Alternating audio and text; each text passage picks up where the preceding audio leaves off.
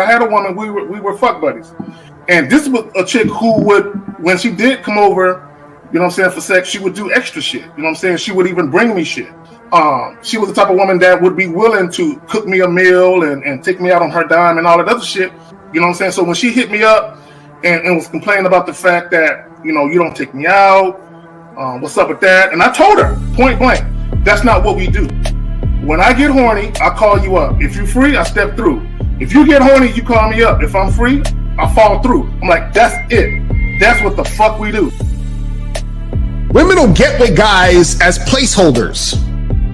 Do you know how hard it is to get rid of a woman who actually likes you, who actually respects you, who actually loves you? Do you know how hard it is to get rid of that woman? And you're not talking about some hypergamy? This is real simple. The reason why women treat you like shit, the reason why women got an attitude with you, the reason why women fucking diss you and disrespect you is because they never liked, loved, or respected you in the first place. Your whole story is cap, bro. Matter of fact, it's big cap. I'm gonna call you the Mad Hatter.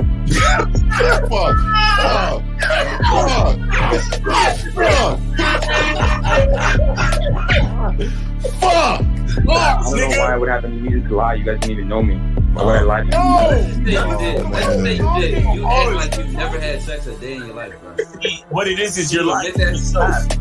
You're lying to yourself. That's why you can't make any progress, bro. All the sex that you've gotten, I'm pretty sure it's handed to you. When a woman meets a man that's valuable and knows who the fuck he is, she knows that she can never overpower a nigga with game or a real dude or a man of value and not even to say a man of value, because that sounds too much like what other niggas be saying. What I really mean is a man that knows his value. When a woman is dealing with a man that knows his value, she knows that she cannot overpower him. So she ends up saying to herself, well, if I can't beat him, I gotta join him. But when a woman is in a room full of dudes that know they value, she knows that she has to submit. And if she don't submit, she got to get the fuck up out of the room. No matter what level she brings it to, how loud she get, disrespectful or talks fast, you have to keep your cool. You have to keep it on your energy level.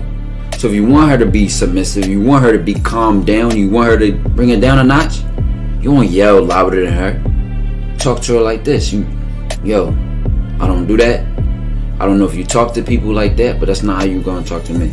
That's not what I do. Now, if you want to continue to do that, I will show you exactly where the door is. I will escort you out, tell you have a nice trip, and send your ass right to the gulag. You'll be gone. I don't tolerate that from people in my life. For all you surface dwellers out there and shit, how does it feel following all these motherfuckers on the other side of the streets talking about don't do shit?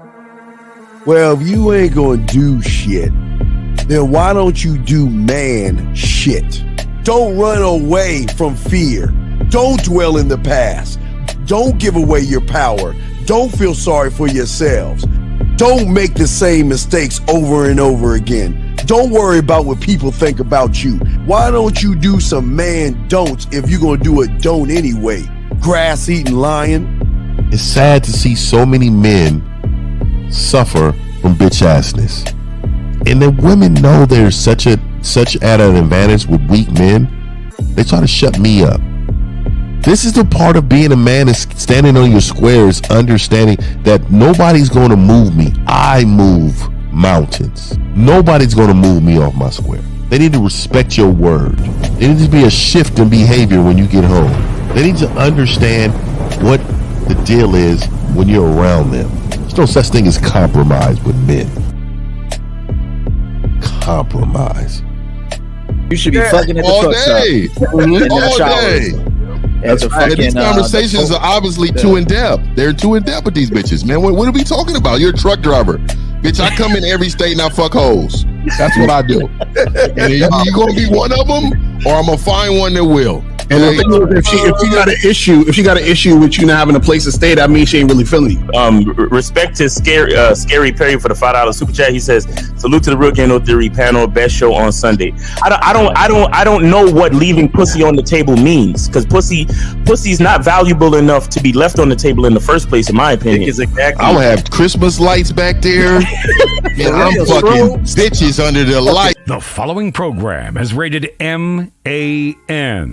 It contains assertive men who are kings of their castles, men who don't make excuses or blame women for everything that's going wrong in their lives, men who don't make the game about women, instead they make the game about the man. So, if you're into theory or use soft, weak-ass words like hypergamy, red pill, no fap, be on your purpose, high-value man, or money, clothes, and status, buddy, you're in the wrong place, and you need to go 2 doors down where the male cuddle parties and circle jerks are going on. This is a man's space.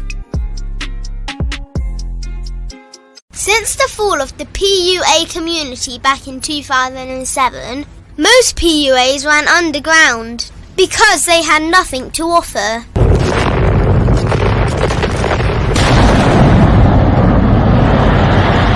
The content creator has become the hero today, dedicated to one single objective: to declaw and defang any person who listens. They decided to join forces to create a cult, and never giving those who listen a solution. It's all about clothes, cars and money, deception and manipulation, indirect game, going your own way. They talk pills and plates. They complain. They blame. Fake it till you make it. I just don't get it. A man doesn't need to lie to meet women. He just needs to learn how to spit flavour in her eyes and in her ears. Thanos broke down the game when he said, "As long as there are those who remember what was, there will always be those who cannot accept what can be." Even in darkness, a man can find light. Sometimes the world doesn't need a group of fake heroes teaching lies. Sometimes the world needs a group of anti-heroes to bring balance, order, and truth to the game. It's time to summon the authentic players of the game.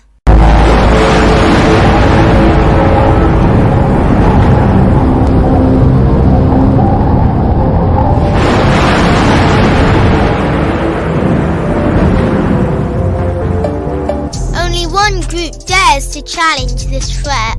Gathered together from the cosmic regions of the streets, these anti-villains are hated because they put all the accountability on the man. They know the game will never be about women. They fight for every young man who is trying to learn their family name. Dedicated to truth, keeping it real, and manhood. Get your notebooks out, ask questions, and call in. Don't just listen to the message, become the message. Let's join it. What's good, guys? What's up? What's up? What up? Oh, what's up? What's up? What's popping? What's popping, man? Good. Right. Let's take it from the bottom of the top. Let's go, Miles. You up, man? Tell them about yourself. Hey, what's going on, man? It's your boy Miles Cunningham. Shout out to everybody on the panel. Shout out to everybody in the chat. Make sure y'all go check out the Masculine Identity Membership at masculineidentitymembership.com. Appreciate y'all, man. Appreciate being here. It's always grateful for another day above ground. So let's go. Let's get it. All right, Lucario, you up? What up? It's your boy, Mr. Lucario, the bad boy, the dating game. Make sure you guys go to Bad Boy Membership, masculineidentitymembership.com. Make sure you go to manmindset.com. Make sure you hit up my dude 1950. Make sure you hit up K-Zaggin, because listen, this is where you get the game, guys. This is the place. So let's go. Let's make it happen. Facts. Right, guys, it's the place to be, guys. Make sure y'all ask a question, call in. Also, guys, the Sexoween, I went over it last night. Check that shit out, man. Showing you how to get some pussy doing Halloween and shit. All right, you got it, man. Hey, man, this is the only place on the internet we tell you the truth. We tell you when you ain't shit, and then we tell you when you got it. So don't go nowhere else. Let's get it going. Back. All right. Well, the guy that normally writes the shows and gives us ideas on the shows is not here now. So let's go on the topic. Keeping women focused. What say y'all? Let's go ahead and roll on that shit. To keep women focused, we have to stay focused. You know what I'm saying? I was wondering if this topic had anything to do with the rapper that got slain in California. Are you talking about PNB Rock? Yeah. I was wondering if that's why this topic came up. But in either case, it all goes back to the same lesson. A woman is always following our lead. You understand? And this is something that I can't figure it out. Like, I'm trying to really pinpoint where men forgot that fact. You know what I'm saying? Like where do you like? It's just ridiculous. But women are always following our lead. So if our women lose focus, it's literally because men are losing focus. You understand? And looking at that situation, focus was lost. Definitely. You understand? Focus was definitely lost, and things happened that showed the detriment of losing focus. You understand? So as men, we got to stay focused on the task. We got to stay focused on what we're doing and manage accordingly. You understand? That's why the first three letters of manage is what? It's man. You know what I'm saying? So it's real shit.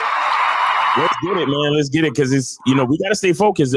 Look, we're the ones with the logical mind, so focus it has to start with us. It's the women who have the luxury of being able to stop and pause and smell the roses and think about how they feel and worry about things and how this might affect the other thing and so on and so forth. But we're the ones that got to stay focused on the progress. You understand? So as men, in order to keep women focused, we have to be focused 100%.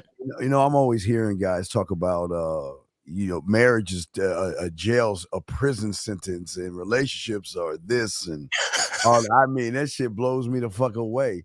How the fuck can a man be a man if he can't even lead, not only, like you say, Miles, himself, but also the relationship?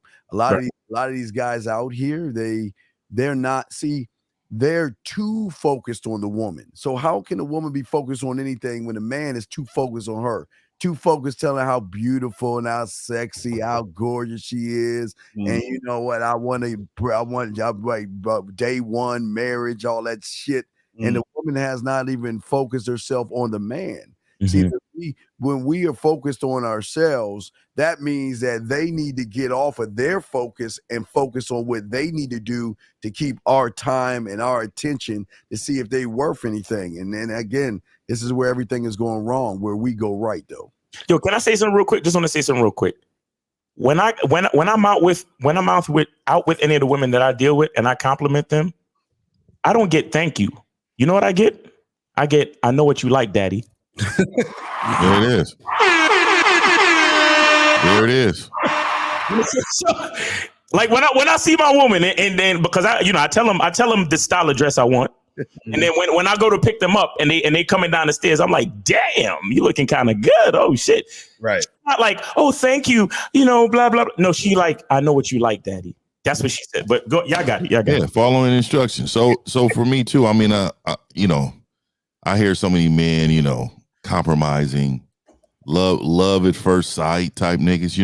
When you deal with men that is so infatuated with the woman's exteriors, and they actually move in a way that follows what she feels like her value is, right? Because what a woman doesn't understand is she can have as much value for herself as all hell. She can move the way she want to move, but when she's in the presence of a man, he gives her value at that point. Exactly. And so the thing is that if keeping her focused is tearing down what everybody has told her and then building her back up into this masterpiece, what you call your woman, then this person should be more of a person who's going to be able to follow what you have going on. I really see so many men that are unfocused in their own lives. Right. And that's why our world look this way. Like I deliberately post things on Instagram just to get a response sometime, right? Right. And so what I do is that it's kind of a test marker because for some of the content that I want to come out with or talk about or whatever. But a lot of it is you will really see how people feel in regards of other people's lives and the way they do things. So then you really know integrity wise, who is this person? How is this person moving integrity wise? If I'm a man with no integrity, how can I expect my woman to have it?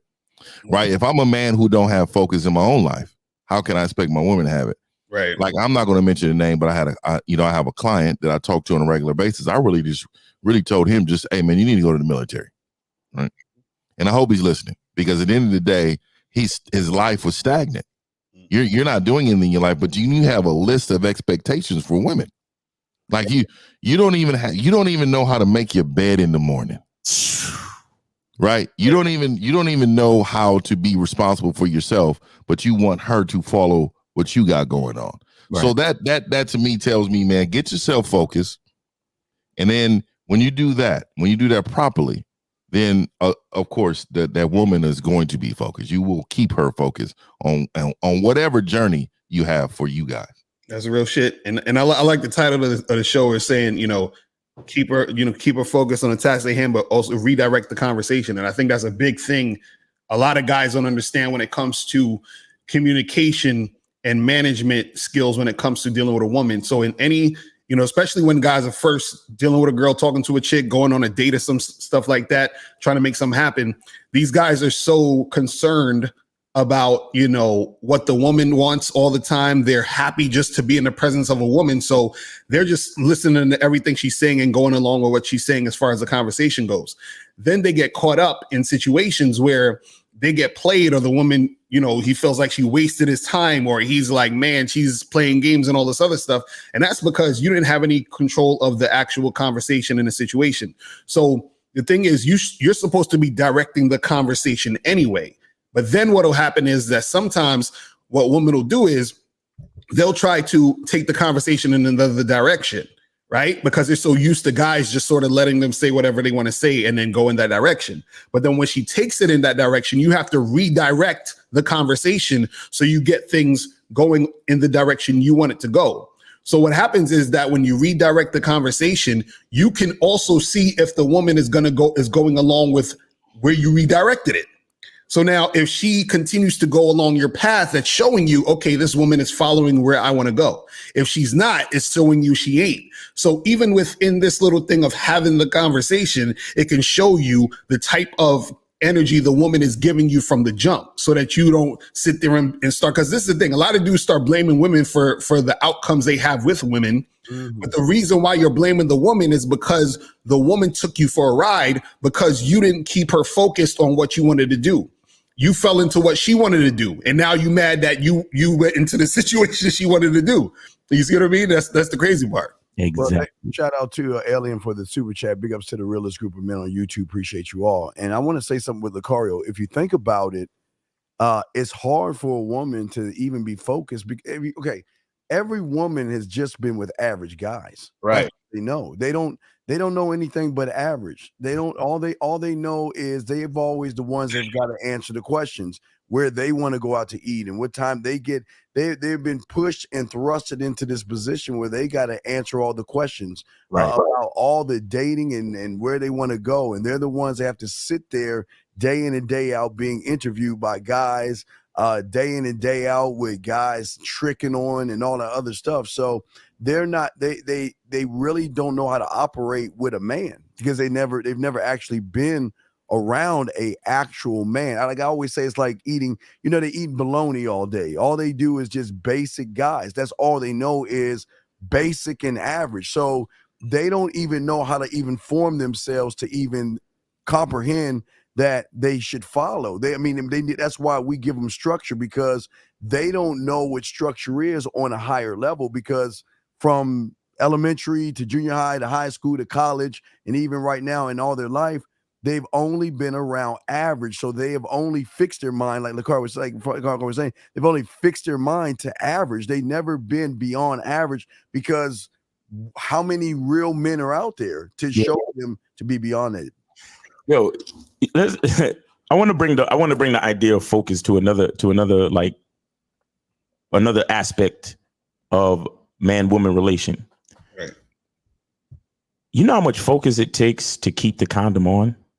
Right, that's a fact. Let's be bro, because let me tell you something. When you live I swear to God, I know niggas gonna look at me like I'm trying to brag and I ain't got no receipts and all of that. But right. Let's just follow me on the scenario. I don't know what I'm talking about. This is just an imaginary story that I got from one of my mans in them. Right. So my mans in them was telling me, you know, they had a nice evening. Everything was good. Came back to the crib. Didn't take long before the action started happening. And now this is like around 9:30. Action. So my man was like, let's check the time because, you know, I ain't about to be here all night. Right. Now I'm looking, my man's in them is looking at the time. He's like, it's 11:30. All right, cool. And he looked at again. He's like, you know what? You know what I'm saying? I'm gonna go a couple more rounds. You know what I'm saying? Now it's 1 o'clock. And my man is like, you know what? Let me check the box and see if it's about that time to shut it down. The box was wetter than when they started. Right. And my man's is like, man, I got to use the condom and the box is so fucking wet and supple. Like the box is so sweet. He was telling me the box is so sweet. It feels good on his finger. Anybody understand pussy feeling so fucking good, so silky, so wet, so moist, so supple that when you're fingering the pussy, it feels almost as good as if your dick was in there? Right. My man was explaining this to me in detail, and I was like, bro, that's remarkable. Because me, I don't know nothing. I ain't never been with a woman. I don't know nothing about nothing. So imagine, you think about it. The fucked up part with the finger is that he didn't use the finger with a condom. He put the finger in there raw. And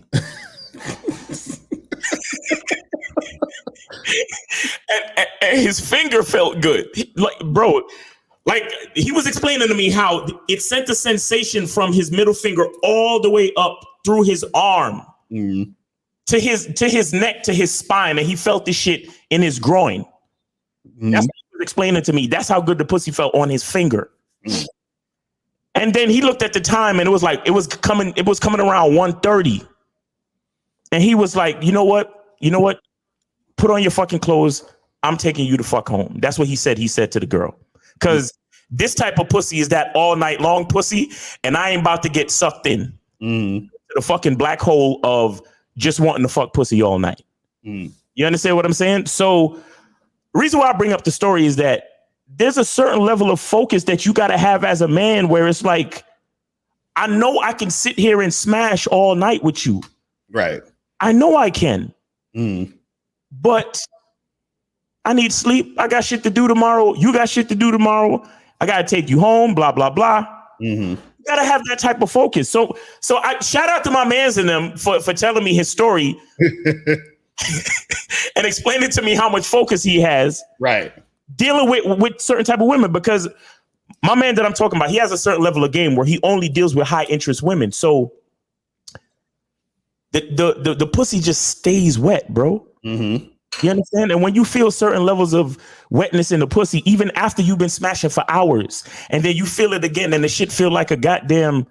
What can I compare it to, man? What can I fucking compare it to that everybody knows about? I can't even explain. Like, you ever been to a water park and went down one of them like water slides with the water running? And they fucking they push you off the thing, and you gotta put your hands like this, right? And it's just everything is just like gliding, like just fucking. That's how the shit felt, bro. It felt like you could slide from here to Tennessee without losing any friction. That's what it felt like, bro. No, excuse me. That's what my man was telling me.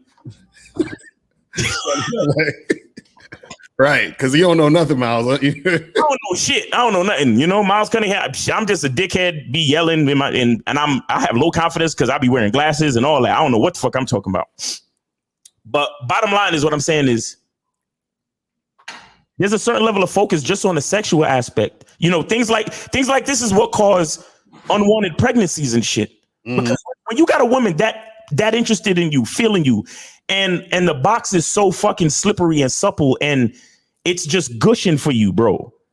It's like I could understand how niggas would just be like, fuck that. I'm gonna get up in this motherfucker raw. I don't care what happens. You understand what I'm saying? But that's where focus comes in. Because remember, the woman is feeling you. So if you want to go up in there raw, go ahead. She's really not gonna stop you. Now, when shit starts to hit the fan, then it's gonna be a conversation like, oh my God, are we ready to have this baby? I don't know, but right there in that moment, in that bed, while that pussy is wet and gushing for you, she's not gonna tell you no, bro. Right. So it's really up to you, the man, to say, let me take your ass home because this is some all night pussy and I'm not fucking with you like that.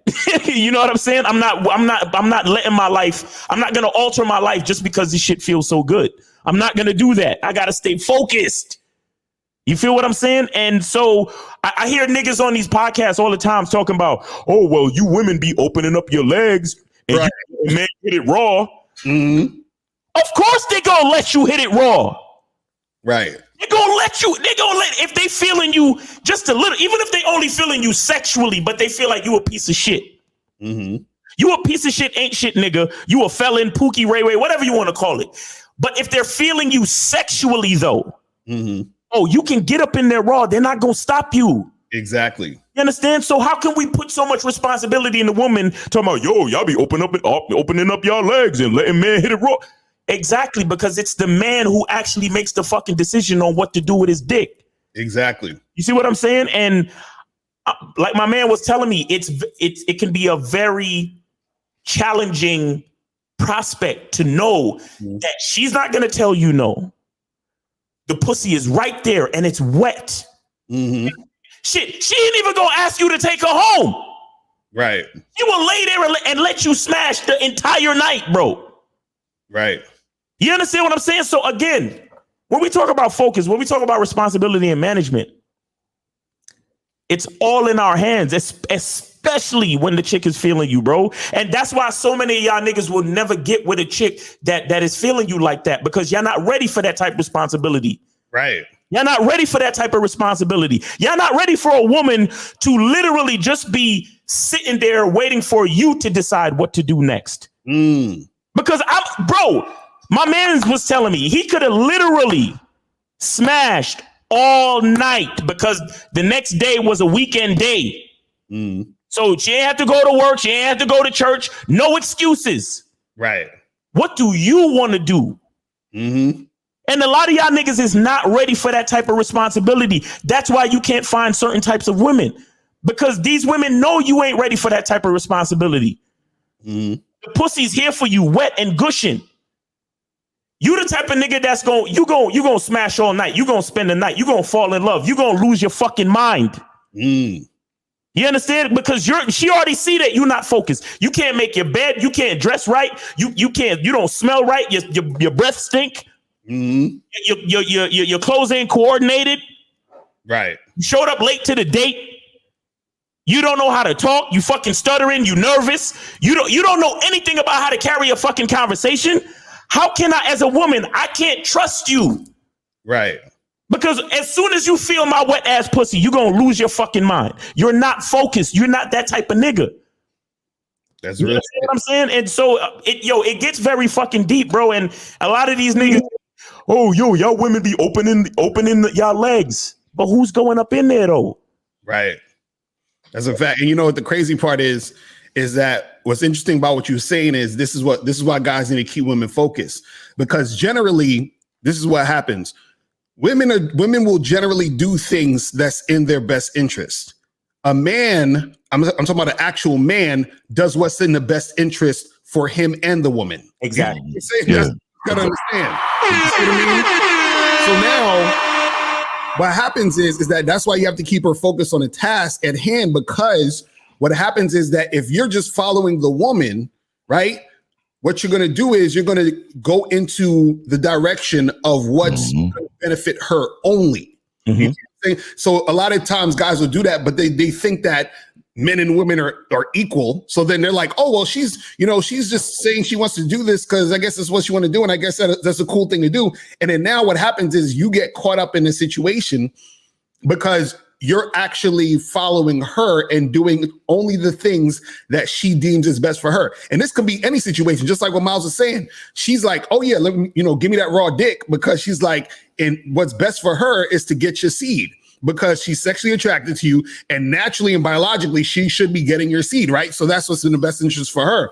But if you're a man and you say, well, wait a second, I don't know this bitch like that. She hasn't proven anything to me. You know what I'm saying? She shouldn't be getting my seed. So I got to be responsible and make sure we focus on the task at hand, which is either we just gonna fuck and do this right, or we ain't gonna fuck. You know what I'm saying? And that's that. But a lot of guys, they don't actually look at it that way. And then when you don't look at it that way, that's when you actually basically get into a situation where things don't go your way. And even on the flip side, if this is what will happen sometimes too, where you're dealing with a woman, right? And you want to smash, and she might also want to smash, right? But then what happens is that the reason why you got to get women to focus on the task is because sometimes women's feelings and their emotions can get them off course to what the actual situation is at the moment. So for example, there's times when I've been with women where I was like, yo, yeah, let's get together. We're going to hook up, come through to the crib, blah, blah, blah, blah, blah. Right. So then she's all about it. So I say, listen, meet me at the spot, Saturday night, we down, we going to make it happen. Next thing you know, she texts me, she's like, I hit her up. I say, hey, we still on for tonight? She says, yeah. And then she's like, so what are we going to do? And I'm thinking, what the fuck you mean? What are we gonna do? We already discussed what the fuck we gonna do. And she's like, well, I do, but I kind of don't want to feel like, like you're just using me for sex. So her feelings are getting her off the course of the task at hand. Mm-hmm. You know what I'm saying? So now what happens is that dudes who are goofy, what they're gonna do is they're gonna say, okay, how about we go out to dinner instead, and so could we do this and make more? No.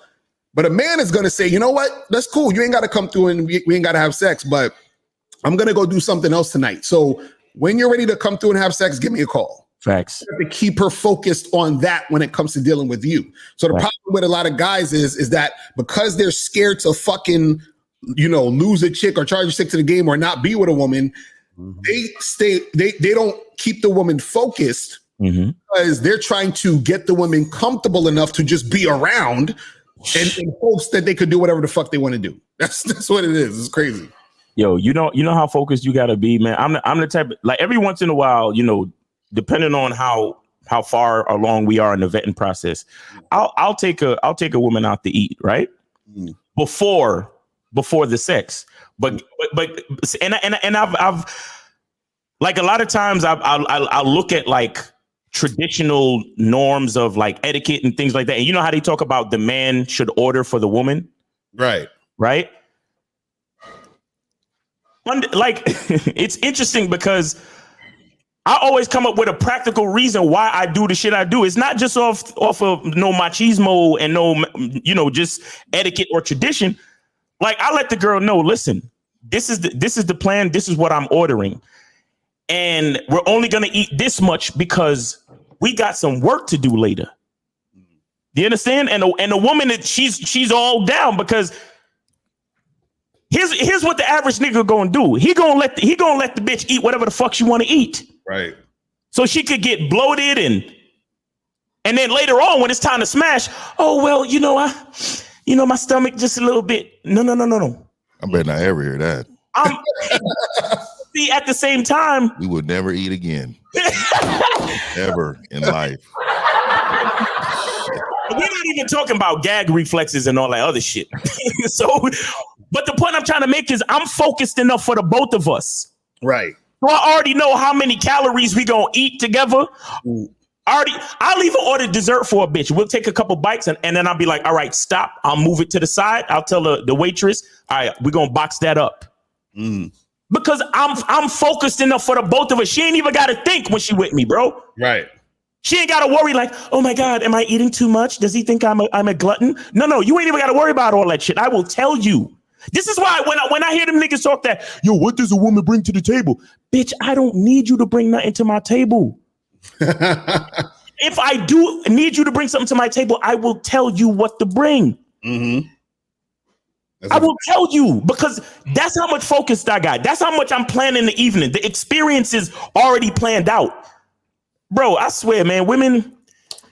And you know, and the sad part is, again, like I said, most guys they are not ready for this type of responsibility. They're not ready to really deal with a woman and have those things in mind. Cause the average type of nigga just gonna be like, well, I want her to be happy and, you know, happy wife, happy life. So bitch ass nigga, man. Whatever you want, drink as much as you want, do whatever you want. And then when y'all get home and she's like, I'm kind of drunk and tired and I'm bloated, I don't feel like we should have sex tonight. And then he just be like, okay. Right, exactly. And then he go watch TV and she fall asleep. Mm-hmm. And that's the experience that happens. Why? Because the whole time you just scared of not losing the bitch. Right. Where in the meantime, a nigga like me, I'm focused on the experience. Mm-hmm. I'm already ordering, already got shit planned, already know what's about to happen. Rosebud, accidents don't happen to motherfuckers that got game. Exactly. You see what I'm saying? But we got a call if y'all ready. Yeah, and that's the real thing. I'll say this real quick before they get to the call is that you should know your chick. Your chick don't necessarily need to know you. But you need to know her. You understand what I'm saying? But that's all I want to say after what you're saying with all that. But we can go to call. Yes, all right, let's get it, man. 714-714. You are on live with the Real Game. Hang up on that bitch. All right. Hang up on that bitch.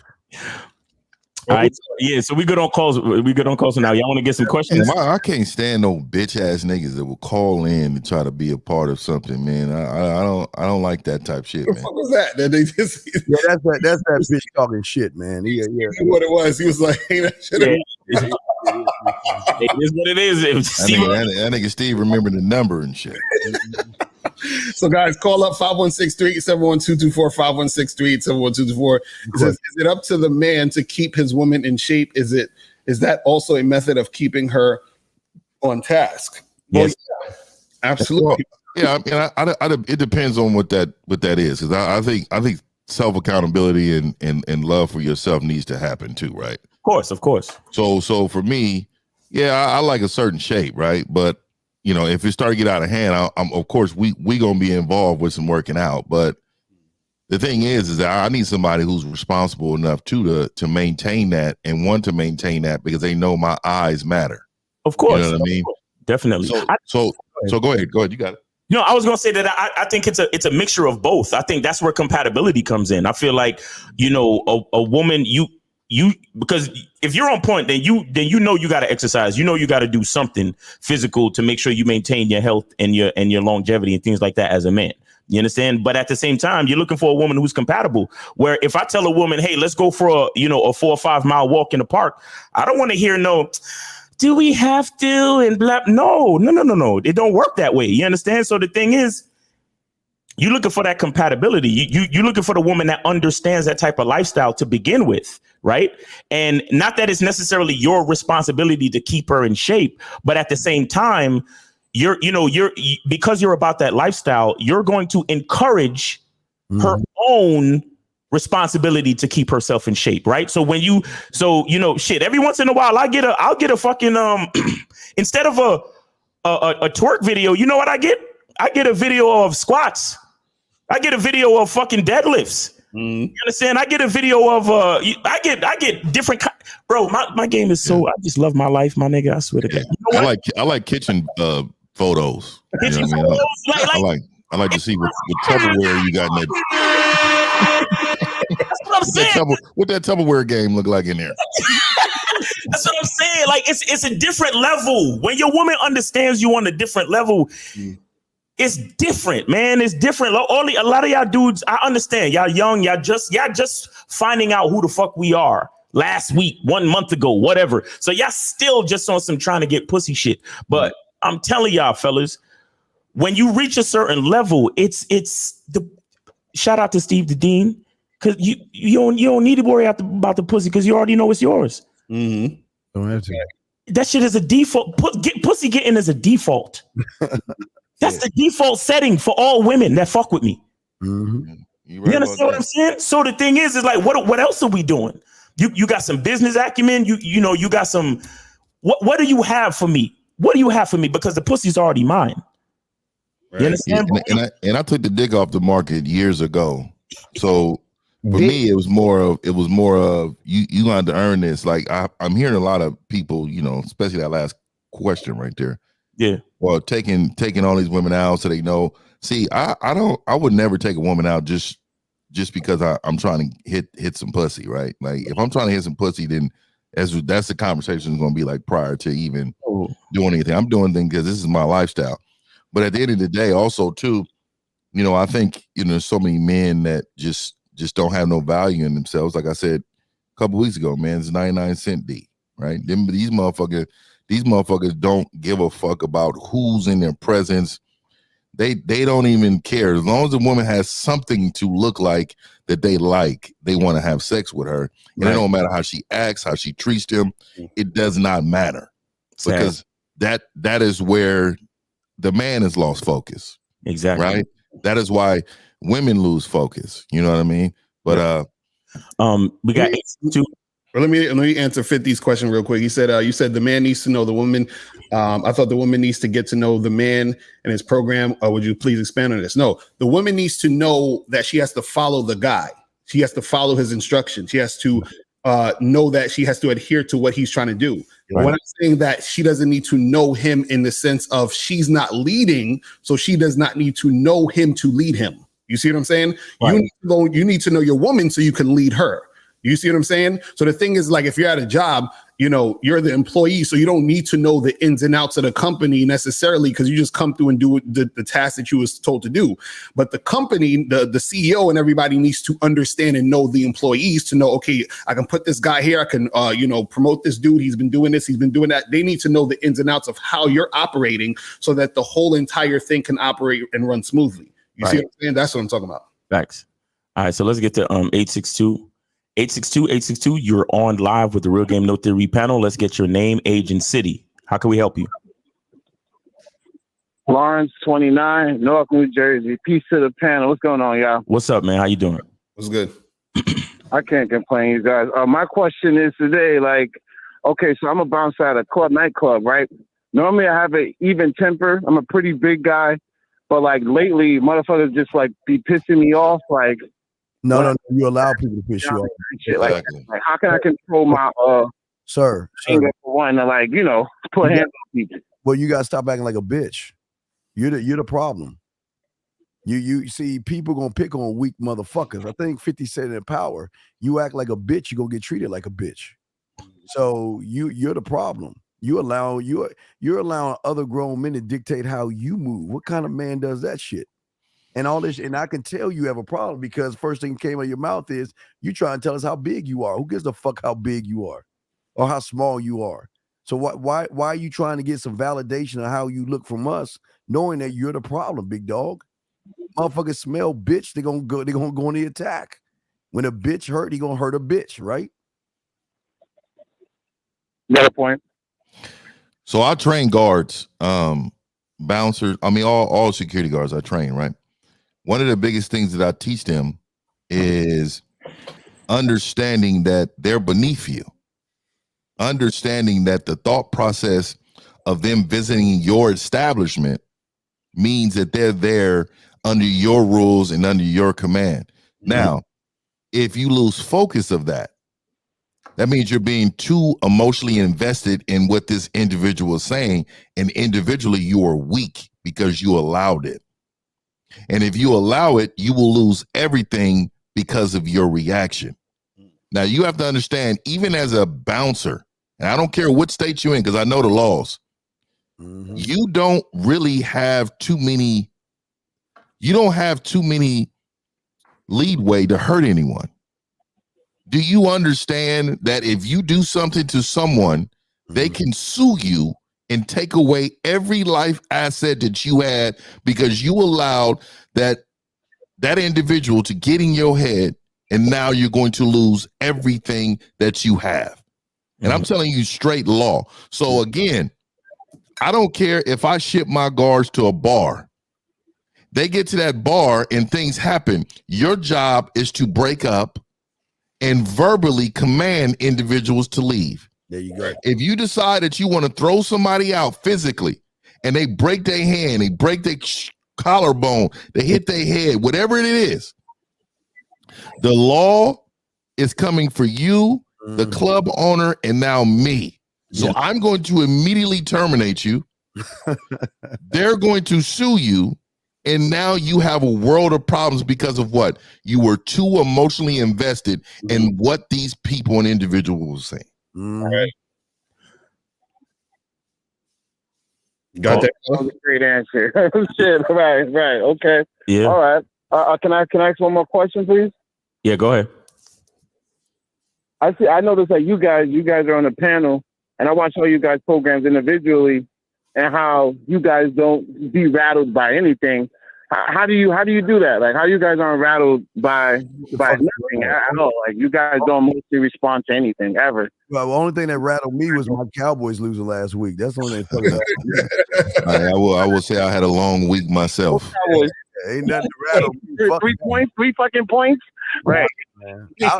I will say this too, man. I think I'm so comfortable in me, right? And I know that I have way more to lose than anybody else in the world. Meaning, for my life, right? What means for me is it what's powerful for me is discipline. I know, like, I always post things on my social media. I'm gonna go back to this about people so invested in other people's lives that in their own lives they ain't shit, right?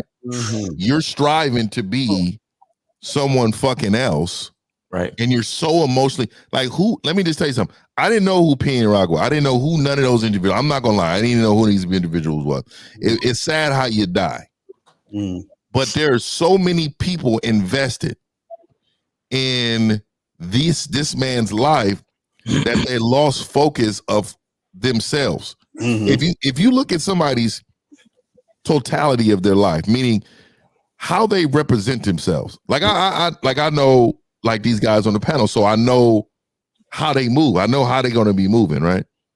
So it's consistent on who they are. It's people, it's men, and this is how we move. But if you look at other people, you notice that they're so invested on being this other person that they lose focus on their own selves, on who they want to be. Right. And it is extremely frustrating for me to see people who follow, like, even me, like, even in the political stage, right? They're just blue, red, all that. I'm not really neither. I just have beliefs of myself, and I'm my own party. So people be like, well, this is not very Republican, or this is not, you sound like it. Well, I'm none of them. I'm me. So I'm going to sound like me. Right. You, on the other hand, no matter if you believe it or not, you're going to stick to one side because you're so invested on what other people want you to believe and think. So I really need people to understand, if you're living through the lenses of someone else, you will fall just like they will. The fact, and you know what it is too, caller, is this. I heard that. Is part of it. Part of it is because you're looking for validation through other people, and so therefore, what happens is that you care about what they're doing, and then you attach it to yourself. You take it personally. Right. So the key to not, riled up and emotional is never take anything personally, because nothing is personal. Everything is done based off of the person doing it and what's going on inside them and what they're about. So it doesn't have anything to do with you, even if it looks like it has something to do with you. Right. It never has anything to do with you. It's like this. For example, if a dog is if a dog is barking, right, and you don't understand that dogs bark, right, you're probably going to take it personally and be like, oh, this dog is barking because of me, or this dog is barking at me because of something I did. But you don't understand dogs bark. If you understand that dogs bark, you would just accept the fact that that's what dogs do, right? So somebody's hating on you, quote unquote, right? If you don't understand that niggas hate because they got hate within themselves, you're going to think that they're hating on you personally, but you just got to understand that haters hate. You see, understand that haters hate, and it has nothing to do with you, then what the fuck are you getting emotional about? Exactly.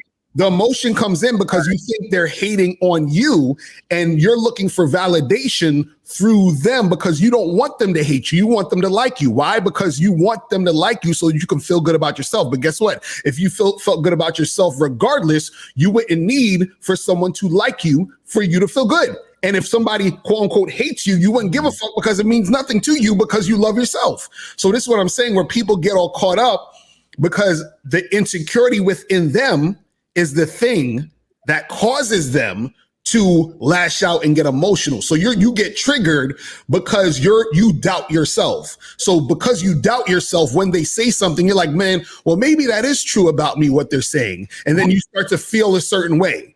But you don't realize what they're saying is only coming from their own perspective of how they feel about you. But that's only them talking about how they feel about themselves inside themselves. You see what I'm saying? So understanding that dynamic will cause you to not give a fuck about none of that shit because it don't mean nothing. Exactly. And last thing I wanted to chime in on that. I think I said this last week is remember my grandpa said you way too cool to be embarrassed. And right. and for that meaning I'm not going to change. I don't give a fuck what happens in my life. I can fall on the ground. Mm-hmm. I don't view other people as validation. So for me, I don't give a fuck what they just said. I don't care what just happened in order for you to feel away. That doesn't even rattle me. I'm not triggered enough to change up of who I am in order to appease the situation. I'm not doing that. And that's another thing about me not giving a fuck and also not looking for validation. I don't give a fuck what people are saying. Like so many people move themselves based upon other people's opinions. Right. Why the fuck would I give a fuck about that? Yeah, caller, you just got to realize that this is why you need to be a student of the game, because as you see, we're ironclad who we are. We don't give a fuck because it's none of our business. Everybody's allowed to do what the fuck they want to do. It's none of my goddamn business what the fuck they do. Like me, love me, hate me. I don't give a fuck. I don't think about people like that. Just you're allowed to defend yourself, caller, but you don't understand the power of silence, dog. You you got a motherfucker popping his gums off and you ain't saying. Remember in school, I don't know if you remember this because back in our day, they used to fucking fight and shit. So real life. Yeah, talk to women in person. Yeah, in person, absolutely. So back in our day, it was always the quiet motherfuckers you had to watch out for. It wasn't the motherfuckers running their mouth and everything. It was always that quiet motherfucker, because when you fuck with that quiet motherfucker, he ain't gonna say nothing. But you know what? You walk down that alleyway, go in that bathroom and shit like that, get your ass fucked up by him. He ain't gonna say shit about it. That's what I'm saying. So you just be silence is gonna fuck him up because you're not moving him, which is forcing him to lose focus. Like these bitches. Same thing. The title of the show, man. Right. And I'll just call out. I'm gonna say this and I'm gonna let you go because we got some other calls. You have been hired to be security, bruh. You have been hired to perform a job. Right. Do your fucking job and stop taking shit personal. Do your fucking job. Right. Stay focused on the fact that you here getting money, and whatever them niggas over there talking about, that's whatever they talking about. But if they disrupt the peace, then that's when you got to step in and do your job. So just focus on the reason why you're there. It's not like you at the club with them niggas. You are a part of the staff, nigga. And if I have an unfocused employee, what I'm gonna do to that employee? That's a fact. Thanks for the gut check, fellas. All right, take it easy, bro. Take it easy. Be safe out there. Be safe, all right, bro? Take it easy. I will. Come on, man. You a bouncer. Do your fucking job, nigga. That's for real. 111. You're on live with the Real Game No Theory panel. Let's get your name, age, and city. How can we help you? D30 Frisco. And how do I deal with my hater friends making backhanded stabbing compliments? You're a percentage of the losers. Jealousy. Sir, you're a percentage of the losers you hang out with. So you're a loser. Why are you hanging out with losers? Why do you hate yourself? You're telling me, D, I need to call them Graphene Lion and cut them the fuck out? No, you shouldn't be cutting them fuck out. You should be fucking them up in the day. Bitch, get the fuck out of my face. You're a loser. Yeah.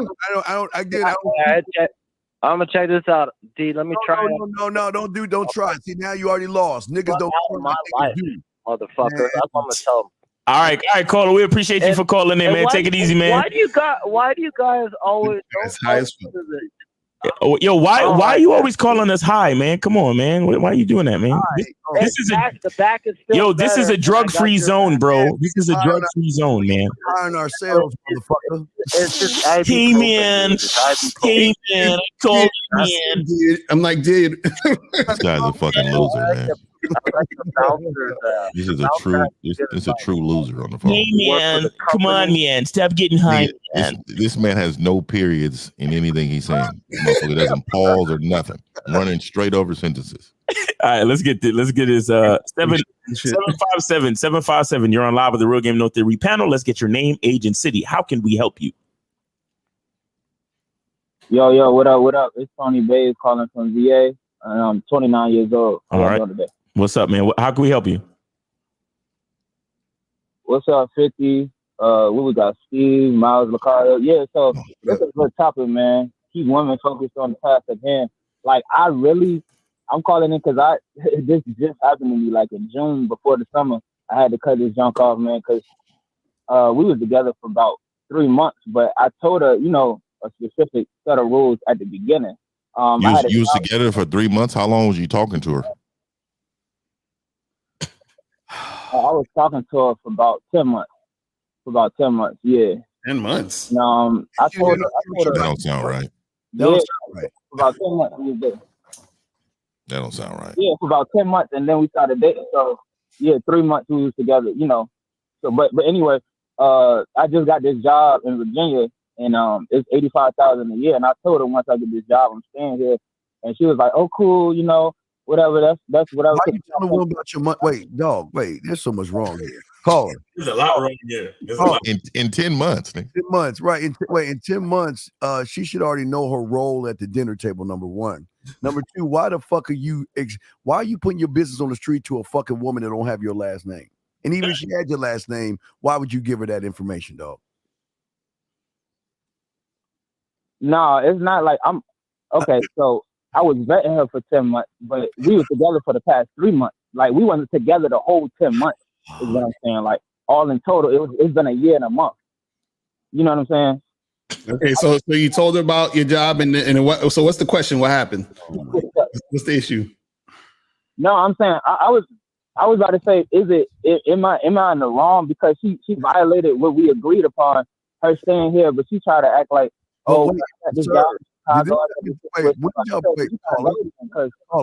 when did y'all break up? We just broke up in June. Are you fucking telling me you're calling us in fucking, let me make sure I check the month out. You're calling us in September about a bitch in June? The nigga broke, and she broke his heart. No. No, it ain't no feelings and no shit like that. No, I'm saying, nigga, stop lying. You love that bitch, nigga. Jesus Christ. You could have 100, nigga. You got in a relationship with her. You love her. Did you ask her to be with you and shit? Let her go, bro. Let me ask you this. How did you ask her to be with you? How did you ask her to be with you? Let me explain. Tell me that. What my plan was, I told her what my plan. I told her what my plan was, and she said she wanted to be with me. And I was like, okay. So I waited for 10 months, and then I was like, okay, shoot, I got this going on. 10 months. You wanna be here? She said, yeah. I said, okay, be my girl, huh? You said you waited 10 months. She wanted to be with you. You waited. She wanted to be with you. You waited. Wait, hold on, call her. She wanted to be with you. You waited 10 months. You made her your girl for 3 months, and then she broke up with you, right? You didn't break up with her, right? She wanted to go to Chicago, so I said go. So basically, I told her to leave. Nigga, go to Chicago, man. You know you want to go. Good to go. Just go. Get on that plane right now. Get a ticket. He love her. I'm tired of these niggas acting like they don't love these bitches, man. Hold on. Call her. Cool out. Fuck all of that other shit. Fuck the story. Fuck everything. Why are you calling us, bro? Because I was trying to say, to keep women focused on the task at hand, is it right to go ahead and break it off? Or like, should I be like, oh, well, since you wasn't. No. Hold on. See, you're getting it. You're kind of getting it wrong. You understand? Keeping a woman focused is about you being focused, bro. Yes. You understand? And we're not twisting a bitch's arm to stay focused. She has to want you. And then once you're focused, she will be focused. Yeah, it's two things. She has to want you, and you have to be focused. You being focused and her wanting you equals her being focused. Do you understand that? And okay, so based on that equation, hold on, caller. Based on that equation, what was missing? Focus. Her focus. The focus. No, caller. Let's rewind again.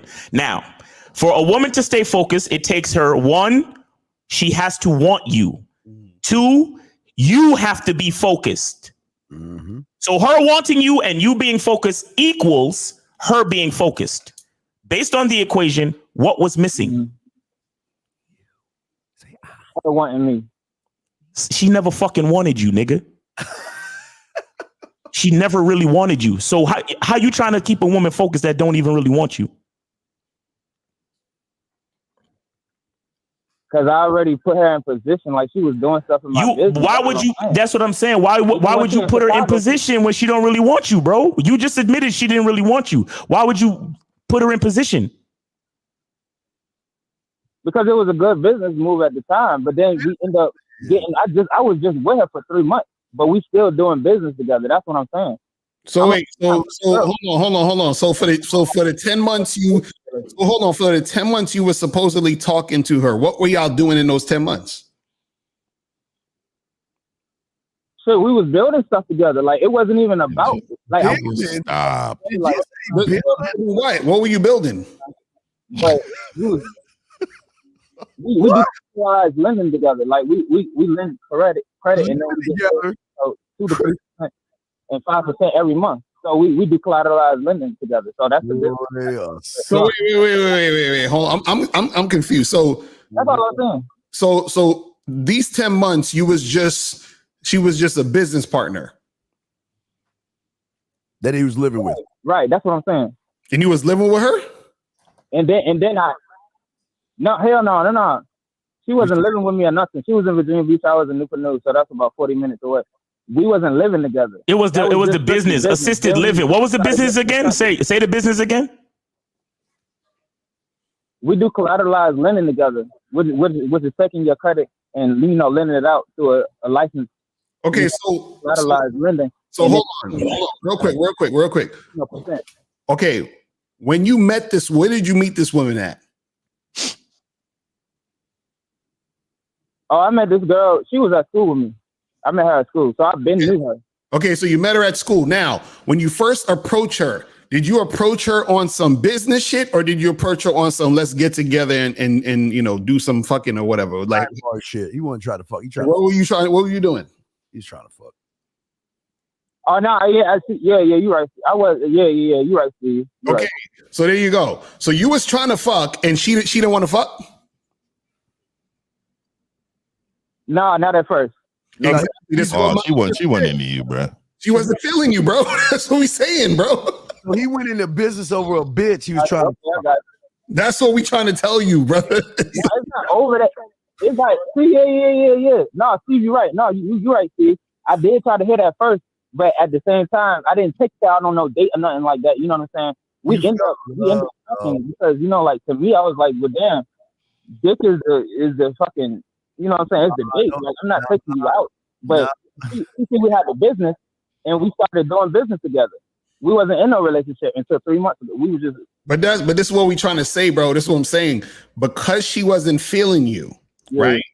She's not going to be able to get on your program really because she wasn't feeling you. Right. From the beginning. She was feeling the business opportunity. She was feeling that. You know what I'm saying? But caller, listen. Can you explain collateralized buildings and loans? Collateralized living? Explain the business. Yeah. I'm interested. It's called collateralized lending, and basically what you do is when you get, your credit up, either a business credit or your personal credit, you can lend any type of credit that you get, 50,000, 100,000. You get it to, it's like a list of licensed members, businesses, and what they do is you lend the money to the. Excuse me, sir. Question was odd to me. If that was the case, then why did you get a new job making 85,000 and telling her that you got a new job then? Yeah. No, I got the job. What I got a job. See, this is separate. This is a separate entity from. That's a whole different business. Oh, so this was the collateralized living is the collateralized. It was a side hustle thing. Yeah. That's what I helped. She helped me build. Like I put her in position for that, but then she helped you build. He was right. I started kept selling for a bit. Wait. So who was doing the collateralized stuff first, her or you? I bet you she was. No, I was. How did she help you build it? To that. So, I'm sorry. How did she help you build? Wait. She helping you build. You fell in love with her because she was doing her job? No, it wasn't even that. It's the chemistry we had. Like everything else, like it wasn't like chemistry. I fell in love because she got a fat ass and all of that. Dog. It was more so what she was doing. She was cooperating. She was on time. From the get go. So anything y'all do is chemistry. You wanted to fuck her. You went because you was a pussy. So caller, you be doing what's called a CLO, right? A collateralized loan obligation. Yes, exactly. And it says CLOs have been gaining wider prominence in market in recent years, and it's no surprise why. They have historically offered a compelling combination of above average yield and potential appreciation. But for many investors, the basics of how they work and the benefits can provide a risk they pose are wrapped in complication. Oh, okay, all right. So okay, because I thought you and your bitch was credit card scamming. I thought y'all was scamming. Pyramid scheme and shit. No, but ain't no PPP loans or nothing like that. But no, I got a job in engineering, which I went to school for. So that's my 85,000. That's your 85,000. Well, listen, bro. Listen. Here's what you need to do, bro. Here's what you need to do. You need to you need to know what you want when you approach a bitch, and if she's not giving it to you, then leave that alone. So if you hollered at her initially and she wasn't really feeling you, but you saw that she was good for business, keep that bitch on the team for business, and that's it. Right. The fact that you tried to make her your girl, because here's your problem too. For 10 months, she was your business partner. Then for 3 months, you thought she was your girl. But let me tell you, the vetting process got to start all the way over. So you wasn't supposed to make her your girl after 3 months. You were still supposed to run it through another 12 months. Mm-hmm. Did you end up getting some ass? Yeah, I was about to say that. Fit. Did you fuck for those 3 months? He said he smashed. Yeah. Did you smash? Hold on, caller. Did you smash? Caller. Did you smash at any point in the 10 months, or did you only smash within the 3 months that y'all was supposedly together? Nah, we smashed after like 2 weeks of meeting. But that's what I'm saying. We met on campus, passing by, and then we hooked up. We didn't even. I'm so lost. This story is all over the place. She rejected him for the sex. When did that happen? He fucked her 10 months before they were in a relationship. Yeah, but the sex was corny and she never came back for the dick. Yeah, the dick was. She friend zoned him for 10 months.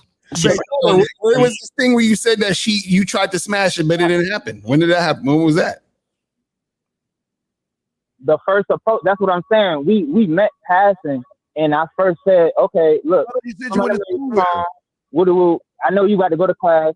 And that's what she did, but she didn't hit me up for 2 weeks. I seen her again. And when I seen her again, that's when it happened. She never hit me up, is what I'm saying. I didn't smash the first time. She didn't hit me up. But when you did smash, okay, so then y'all smashed after 2 weeks, right? And then when did you smash again after that? After that, it was like a week after. Like we met up on the weekend. Okay, so y'all smashed twice, and then so that's what I'm saying. The 10 months you've been smashing her the whole 10 months.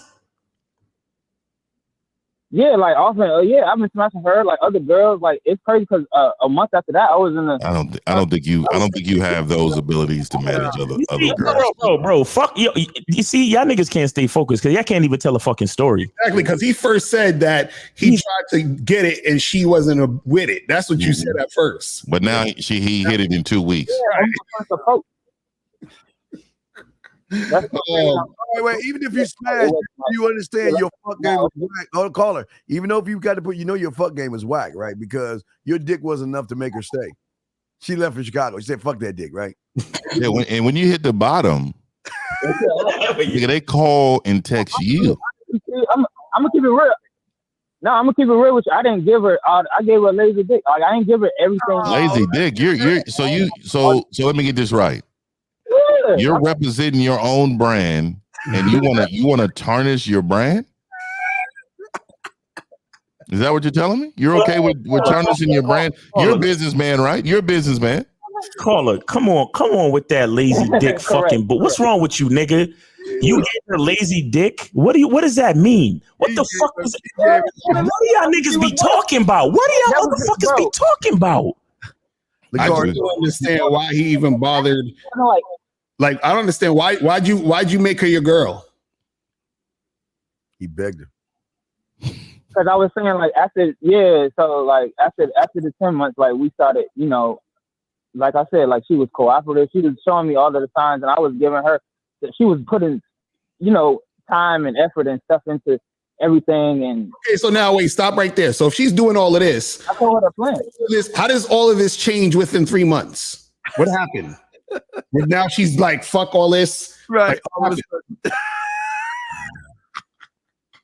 No, because she wanted a long distance relationship, but I wasn't with that. So I just. Nigga, she's not even in town? Oh my God. She doesn't even live in town. This is long distance. Yo, caller, what is your fucking question? What's your question? I'm tired of your stories, bro. Because it's all over the place, bro. Just give me your fucking question so I can let you go, bro. All right, fuck it. Stop all that shit. Just what's your question, bro? What is your question, my nigga? Because your stories are too all over the fucking place. Just give us the simple question so we can keep this shit moving.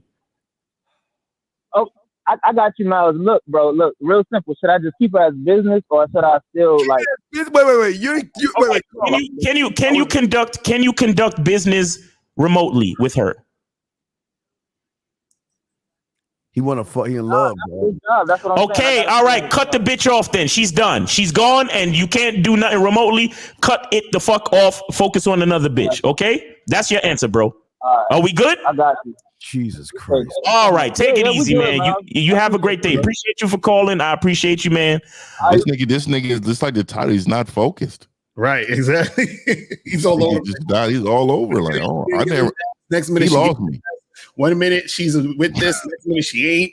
1 minute we here, next minute she's long distance. Like give us the whole story. Guys, when y'all call in, please give us the whole entire story. Don't be adding shit on later after we done assess what you giving us. You feel what I'm saying? Like, come on. He was still trying to protect himself because he knew if he said certain things that we was gonna come for him. And that's where I'll talk about, man, you gotta be you, dog. It don't matter what motherfuckers think about you. Motherfucker, they can tell us the truth. Right. 404-404. You're on live with the Real Game No Theory panel. Let's get your name, age, and city. How can we help you? What's going on, y'all? My name is David. I'm 22 from Atlanta. My question was, for me personally, having been like outside the game, is it complex when you're on the outside and then simple after your eyes are open to it? Wait, what's the question? Wait, say that again. What the fuck is he talking about? Do it again real quick. Go one more time. I need to hear that one more time. Okay, so I'm kind of trying to understand, like, when you're outside, like looking at the game from the outside in, is it complex? But when you step inside and you kind of have your eyes opened as to what's going on in the scenario, the situations that you go into in your day-to-day life, it becomes more simple. Well, first of all, you can't look at game from outside in because game is everything. So you're in the game regardless. You see what I'm saying? It's just what your position is and where you're at in this game. So the thing is that if you're getting what you want right? And things are going your way, and you know how to make this happen, and you know what you did to make this happen, right? That just means your game is strong, your game is tight. If things are happening to you or things are going on where you don't like it, the outcome, things are not really going the way you want it to go, then usually that just means your game is weak. You feel what I'm saying? But there's no, you don't look at the game from the outside in, because you're you. So you're in all of these experiences. Because when you're looking at the game from the outside in, who are you looking at? Look, this is where we're going. Okay, caller. Listen, and I want you to try to answer this question as simply as possible. And I want to lay a couple things down. I know you're 22, and I know you're young. I know you're, more than likely you're probably still trying to really figure things out and figure out where you are in this world, what you really want, and things like that. But my question to you is, what's going on in your life right now that compelled you to call in and ask this question? What's really happening in your life that's making you want to find these things out? So I've been looking for freedom mentally, just being able to establish freedom and have You're lying. My rules. You're lying. You want to know why you're lying? Because your question just reinforced why you're fucking lying. Because if you actually were looking for that shit, who's your mentor? Are you under Miles? Are you under Lucario? Are you under 1950? Who are you under? No, I'm under Steve. You ain't under me, motherfucker, talking that stupid ass shit. Who the fuck are you under? Who are you under? Because a motherfucker talking like this ain't under a motherfucker at all. Who you under? Because your question is you want somebody to explain. You see, you're trying to get us to explain ourselves to you. Fuck you. We ain't explaining shit to you. You need to learn how to humble yourself and come in and get under one of these motherfuckers. Caller. Yes. What's going on what's going on in your life right now that got you questioning things? What's up? You want freedom from what? Get more specific. All right, so my situation is, I still live with my parents. I took a gap year from college to kind of figure out what I wanted to do with my life as far as, where I was heading, my end goal with my career. And I decided I wanted to, do music management. So I went back to school, working a job, doing my music. I was doing modeling as well, but, I had, a whole bunch of stuff just going into this time period. And, being down in the city every single day, like Monday through Sunday, whether it's for work or school and whatnot, it's just giving me a lot of time like away from the house. And I've just been able to kind of like watch and analyze the world and just see how like people move and operate. And I had been watching y'all's content. Well, really, I've been watching Steve's content every single day since August 1st. And I've done like 2 coaching sessions with Steve.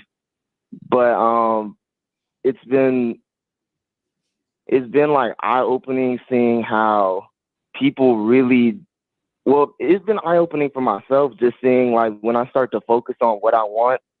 You don't know what the fuck you want. Young man, hold on, stop, please stop. You don't know what you want. Young man, you're 22. Okay, you're 22. So that means you are fucking graduate 18. So we look at you're 4 years back on your fucking graduating class. My question is, you're 22 living with your mother, right? Right? Yeah. Right? You're not paying any bills or anything like that, are you? No. You need to get your lazy fucking ass in the military. I hate saying this shit, but you need to get the fuck out of your fucking mother's house. You're never, how can you see the world when mommy's tucking you in, folding your clothes, giving you food, and probably giving you gas money to go in town and shit? You're still being coddled by mom. And you think you see in the world, you still got blinders on. Get your lazy fucking dog. I hate to say this, and I'm not trying to scare you. You are 4 years back, number one, and I keep telling your dumb ass, when you throw your hat up in the air in high school and that bitch drops, you're going towards your retirement. You're working towards your fucking retirement. You have no 401k, no nest eggs, no fucking stocks, bonds, mutual funds. That you thinking minuscule because you're in a minuscule setting with mommy That's coddling your ass on everything. Mm-hmm. Caller, what do you think you need to do to move out your parents' house? I think I just need to get out and leave and just hit the ground running and just. No. What do you need to do specifically? Like, what do you need to do? Like if I said I want to go, I need a ham sandwich at the store at the corner. That means I got to put on my clothes, walk out the door, walk downstairs, go to the store, tell him I want a ham sandwich with cheese, give him the money, and he gives me the sandwich. I need you to specifically let me know what you need to do to get out of your parents' house. Well, to get out of my parents' house, I need to get, a $4,000 savings, stacked up, so that way I can have enough money to pay rent at about $750 a month, somewhere near campus plus utilities. I also have to draw out a student loan if I'm gonna be staying in school, so that way I'm not relying on them to, pay for the schooling. Okay, so now let's stop right there. If you know what to do, why aren't you doing it? Yeah, where's the $4,000 coming from? Where's the $4,000 going to come from? So I work a job at this smoke shop that they just gave me a raise 2 days ago. They moved me up to $13.50 an hour plus tips. And what state is this in? And this is in Atlanta. Atlanta. Okay. So you're working at a smoke shop. So are you saving your money? I'm gonna be completely honest. No, I've not been saving my money because it's just been. You see, so caller, this is the problem. Focus. Right? You're not focused. You know exactly what to do, but you're not doing it. So what you do with your money then, caller? Just curious. What the fuck do you do with your money? Video games. Well, I live 45 minutes outside the city. So each day I have to drive to and back from work, and normally I try to, section it off and put, enough money in the tank to be able to get me to and from school and work and all that stuff. And then at the same time, have enough money to get food while on campus, having to buy books as well, because those are, those can vary from, $60 to $150 per textbook in a class.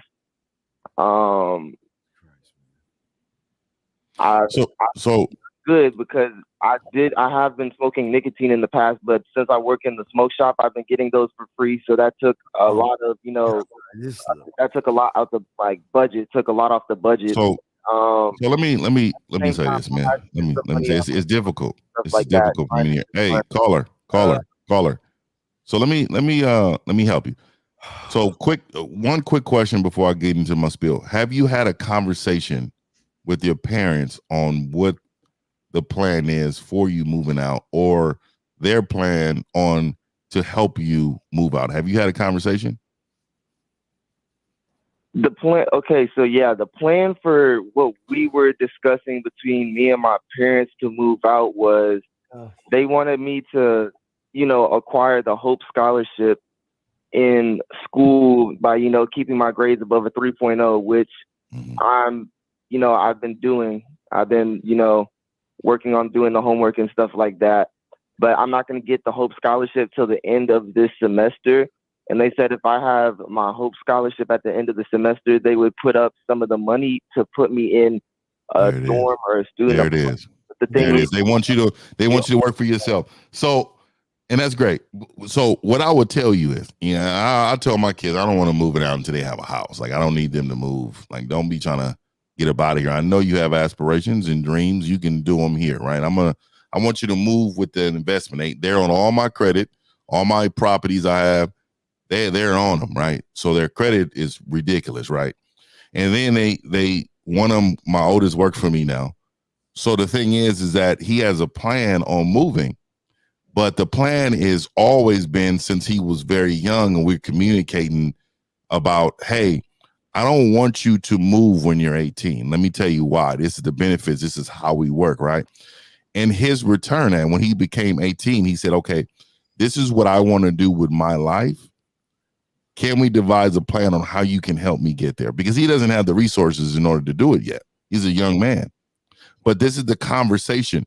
It sounds like you're living your life through somebody else's lenses. I don't even know the situation, but I feel like that this probably is not even what you want to do, bro. You're working in a fucking smoke shop, 45 minutes away. It doesn't make sense for you to drive far down there.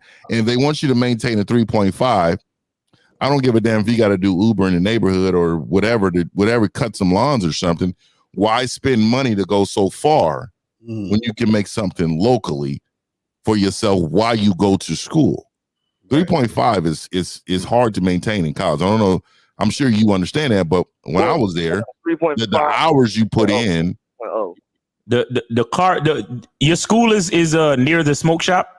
Is that why you chose to get a job so far away from home? The school is near the smoke shop. That's why I got the job down there. So like when I'm down in the city, I could just go, from school to work, and just keep, because I could still do some side hustles in my spare time outside of school. Because kind of the side hustle that I'm working on is it's like a mobile thing. It's because I know how to mix music, so I can you need to go to the military, man. Any location. Caller, I don't understand, dog. I see you have all these things in your head, but you don't understand the lot your parents has. Listen, 50 is right, because 50's doing this way, because the difference between 50 and his children and your parents is that 50 has structure. There's structure and focus. So there's a huge understanding over there. You're in a household with no fucking focus. They're all over the fucking place. And you don't even know how to pay. You don't understand bills, young man. Are you paying your car insurance? Who's paying your car insurance? Not me. My mom paying my car insurance. Yeah, exactly. You don't understand life and all these magical dreams of being a musician and shit. You better put that shit on the back burner about 3-4 in the fucking morning. Get that shit out the way and get off your lazy fucking ass and get your ass in gear. All this, what is this smoking habit that you have that you can't get rid of? The fuck is that? Yeah. Every one real quick, Miles, real quick, and I'm gonna say this. Every single dime, because I charge my son $500 a month, right? But every dime he's giving me goes into this account. And when he decides, when his house is when he got his own crib and his house and everything, he got everything going, every dime of that is going back to him. And then he doesn't know that. He probably will after he watches this fucking show. But he's going to inherit what he invested in himself. Because I don't need the money.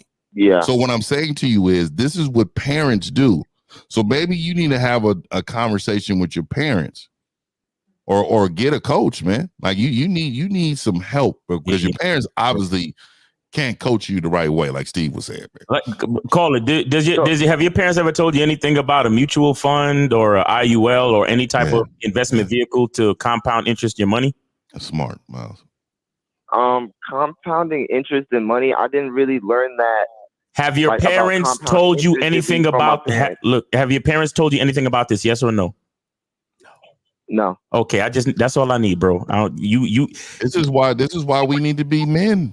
Another thing with you two, caller, I'm gonna tell you, you take for fucking ever to answer a simple question. I need to let you know that. And if you can understand as a man that time is your most valuable resources, is one of your most valuable resources, you need to know how to answer a question, what they called very concisely and succinctly. You understand? Meaning that you don't use words that you don't have to use in order to say the same fucking thing.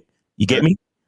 Yeah. All right. So work on that as well. Work on that as well. But in the meantime, right at this point in your life, I know you have dreams and I know you have all that other stuff. But at this point in your life, you're in a zone where you are going to be trading your time for money. So if you are putting in time and you're not getting any money back, you need to switch up whatever it is you're doing.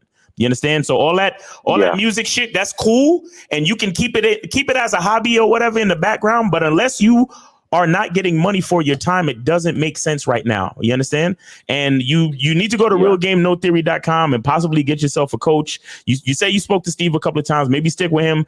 But the point is you have to make more purposeful moves in your life because this is going to set the foundation for the rest of your life. I know you think you're young and you think you have all the fucking time in the world.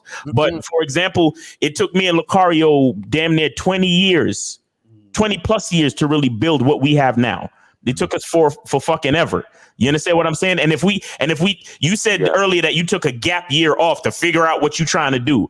You young motherfuckers think you got the luxury of time.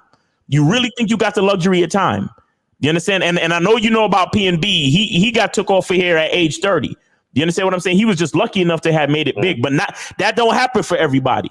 So stop acting like you got all the time in the world and make some more purposeful moves with your time, bro. You understand what I'm saying to you?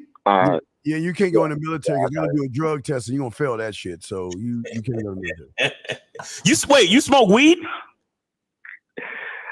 I stopped. I stopped smoking. Motherfucker, you didn't stop. That's why you can't answer questions correctly like that, bro. Fucking high. Nigga, when did you stop smoking weed? Yesterday? I stopped smoking weed. I stopped smoking weed in August. Nigga. This is September. Oh my God. That's not. It was yesterday. I stopped smoking weed. Yeah. I stopped yesterday. Y'all crazy. Yo, caller, man. Caller. Hey, caller, there's this company called Vanguard. Look them up. Vanguard Personal Investing. Look that up when you get a chance. The reason why they're good is because you can start with any amount of money. You understand? You can start saving your money in a mutual fund with any amount of money. So this weed is fucking dudes up. I would suggest you get into that. But brother, you in Atlanta too? Man, you better stop playing around out here, bro. You gotta stop playing around out here. You ain't got all the time. $13 an hour they paying motherfuckers out there? Happening with y'all. Okay, well, yeah, we appreciate you for tapping in, You bro. can't even buy a burger meal in California for $13. Yeah. Don't go to California. Ever. Don't go to Cali. You'll be whoring yourself out to men and shit. But yo, have you ever considered the military, caller? I have. My grandfather was in the Navy, and I was just thinking about I could do be in the Navy because he was a captain in the Navy, and I was They will whoop your ass out there, nigga. Cool. You're not ready for that. Well, you might want to you might want to consider it, bro. You might want to consider it because you could learn some life skills, discipline. You can learn a few things that'll get you a good foundation for your manhood. You understand? And then you could take it from there.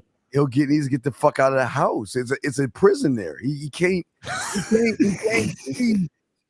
see that he's irresponsible. Right. Yeah, he is. All right, caller, man. Good luck to you, man. Stick with the coaching, man. Good luck to you. Hopefully things will shake out. You learn what you need to learn. Just keep moving forward. All right, bro. We appreciate you. What's up? Thanks, man. Hey, y'all stay up, man. Yes, sir. Take it easy. All right, we got 224. You're on live with the Real Game No Theory panel. Let's get your name, age, and city. How can we help you? Hi, my name is Iman. I'm from Jacksonville, Florida, and I'm 21. All right, what's up with you, man? How can we help you? Yeah, so I just had a real quick question. For Steve, it's more tailored to Steve, but it can pertain to all you guys. So I had just bought this TAP business card, but I was wondering if I should also have like the regular business cards in addition to that, just for situational basis. Well, everything's a situation. Every situation is different. I don't know. If you're doing the Halloween game, you're not going to use a tap card. I don't know. It just depends on that. Okay, don't look at the tap card or your business card. You got to look at yourself because you should be the business card. Back in our day, we didn't have that. We had to grab a piece of paper and shit, but we were the business card. You know what I mean? So don't. What was his question? Yeah. He's looking at the. There's something I got called the tap thing where you could tap the dot. Yeah, you tap her phone and some shit like that. Yeah, but I'm saying is you're too. What does that have to do with it? I don't understand the question. What is the basis of that question? There's got to be something bigger than that. Well, yeah. So I was thinking like if there's a waiter or a server sometimes pulling out their phone can get them in trouble or something like that. So trying to holler at the chicks at work. That's why. You know what I'm saying? They probably ain't got their phone on them or whatever. You know what I'm saying? So just carry a few regular cards with you. You know what I'm saying? In your back pocket somewhere. You know what I mean? For those situations. But that's what the game is about, learning how to adapt. So you say, okay, I notice when I go to these spots and I see a chick that's a waitress or whatever, and she might not have access to her phone. Let me carry a few cards. So if I run into that situation, then I'll just give her that. So it's just understanding, your situation, surroundings, and understanding how to adapt to those situations. That's are these women you work with, or? No. Other women, like people at their work, women at their workplace, like not my work at all. Oh, okay. Yeah, man. Come on, man. I mean, pencil and paper. I don't give a fuck. I don't need to look professional, bitch. No, he just write my number down. He don't want to get these chicks in trouble on their job because so on and so forth. Yeah, they like it. Let me tell you something. If they really feel you, they don't give a fuck about that. I'm just gonna keep it square. I done had bitches follow me, talking to me, knowing she's off her motherfucking break. So just know you know how what she think of you immediately if she don't give a fuck about you. Yep. Give a fuck about her job. Okay. All right. Fuck her job. Right. Don't give a fuck about getting them in trouble. You care too much, bro. You don't even know these hoes to care. Fuck her job. And that's the sad part. He don't care. It's just that he's falling for the bullshit that these bitches is telling him. Fucking nice guy. You know, I can't talk. I can't talk right now, please. Right? She's at her job, so she don't want to be like, ew, nigga, I ain't interested in you. Fuck you. So since she's at her job, she's like, oh, I'm on shift right now, so I really can't. You understand what I'm saying? That's what these bitches. I wish a motherfucker would throw up a smoke screen like that. So he's thinking to himself, wow, she's probably feeling me, but because she's at her job, she's blah, blah, blah. You know what I'm saying? Truth is, she's not. Miles is right. Shit. He probably think he really's got it. That's what I'm saying. Like, caller, you have you ever been to Hooters? No, actually not. Okay, don't go to Hooters because you the type of nigga that think that they falling in love with you. She got on the shirt for me and shit.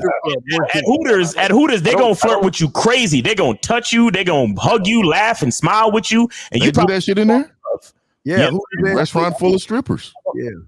I don't base who I talk to based off of what they're interested in. I just do if I want to, I do it, and if I don't, then I don't. It's not really what they're doing. Dude, don't act tough now because you was acting like you gave a fuck a minute ago and you said you didn't want to get him in trouble. No, caller, it's okay, man. It's okay. The thing to take from this conversation is that if you approach a woman and she's just as interested in you as you are in her, she will do whatever she needs to do to make sure she can contact you later. You understand? So if you're in any situation and it seems to be like there's all these obstacles stopping you from, getting her number or her getting yours or whatever, it is because she is more subscribed to the obstacle than she is to you. Do you understand? That's the basis of the conversation. And real quick, this is why he's not focused. Because if you were actually focused, my brother, you an interesting motherfucker is interesting to everybody. It's what, no matter what they think, you are always interesting. So this is where your problem, lack of focus, young man. All right. So just look at it like that, man. But again, as Lucario said, it still also can help to be adaptable in different situations. Absolutely. So just do what you do. You can have a couple of regular paper cards and you can have your tap card as well. All right, bro. All right, thank you, guys. All right, take it easy. Peace. All right, we good on calls for now. Guys, y'all could call in 516-387-1224, 516-387-1224. All right. I got a question. Let me grab this question right here because I can't. This is a contradictory. What the fuck does this mean? Do females care if you're younger than them, even if you got who the fuck? Why do guys who don't have game think they got game, dog? It's weird. It's a weirdo. That's a yes question. Do females care if you're younger than them? Even like I don't understand it. I don't understand what he's saying. What the fuck is that? Like I don't understand what they're saying. Listen, man. Like Miles was saying earlier, if a chick is feeling you, she's feeling you. She's gonna do what she need to do. You say that tricking is weak game, and I get that. I have no game, and I go to strip clubs twice a month because I want to. So in your eyes, that makes me less of a man for owning up to that. Bro, this is like the third or fourth time this guy has asked the same question. Wait, hold on. I'll just say this. In my eyes, nigga, I'm not even looking at you. So this is the thing. He asked this question like 3 or 4 times. He put in the comments on one of my other videos. I've seen him post this in the chats or whatever. I'm like, bruh, why are you so concerned with our validation? You know what I'm saying? I will say, if he want me to judge him, I would say yes. You's a bitch ass nigga, man. You're spending all your little coins on a bitch that gives 2 fucks about you. You're wasting your money when you can be putting it elsewhere, bro.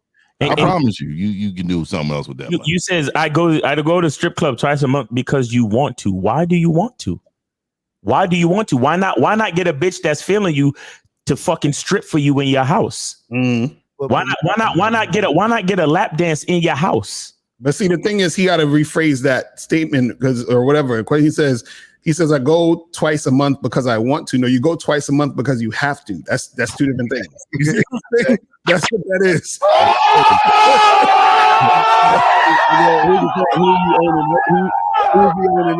Here's the thing. You're trying to get validation from us. I'm telling you right now, you like 50 said, you a straight up bitch, but I like guys like you because what you don't understand is you've never been in a situation where the stripper, after she gets done taking your money, she then comes and gives your money to motherfuckers like us. Hey, here goes. That's for sure. Here's your validation, Dario. Turn around, close your eyes. There you right in the medulla oblongata. See, a lot of guys be trying to, lie to themselves. There's a difference between doing shit because you have to and doing shit because you want to. See, if you got game, you do shit because you want to, because that means that you actually have options. That means you're actually a guy who can get things the way he wants it to be. When you do things because you have to, that means that you can't acquire this type of energy because you have no choice but to do this thing. So you got to understand the difference. Mike says, he said, if every woman is used to average, how do you stand out from the rest of the pack? What? How easy is that question to answer? Oh, she's used to average men? Yeah. He's saying, how do you stand out from the rest of the pack? Bro, this is what we talk about every fucking day on this channel. What are you talking about? And it should answer itself. That's why I was like, I don't understand. Why would that even? This must be their first time, man. Here we go. MasculineIdentityMembership.com. That's the answer, Mike. Why do I fear ridicule and roasting so much and having to explain my reasoning for an action, for example, to people? Nah. What are you talking about? So he's saying he fears ridicule and roasting. Again, like we were saying earlier, it's because you're looking for validation. The only reason you fear what people say is because you want them to say good shit about you. Look, let me tell you, man, there's a lot of guys out here that grew up in a dysfunctional situation.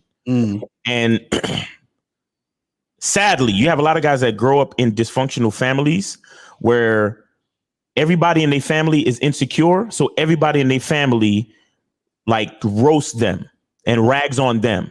And the reason why they roast and rag on them is because they're insecure. Like you have your father and your mother, because they never accomplished certain things that they wanted in life. When they see you trying to go for your dreams as a young man coming up, they will fucking shit on you. Your brother, your sister will shit on you. Your cousins will shit on you.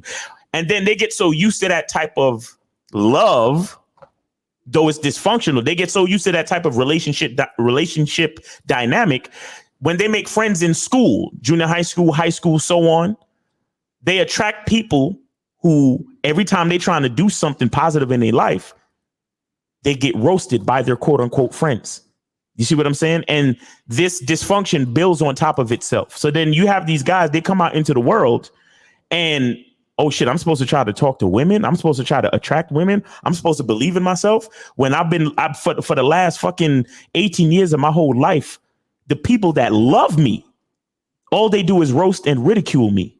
The people that love me, my friends and family, all they've done is roast and ridicule me. And I'm supposed to walk up to a complete stranger. And on top of that, because of my insecurity, I'm already pedestalizing her because she looks so good, right?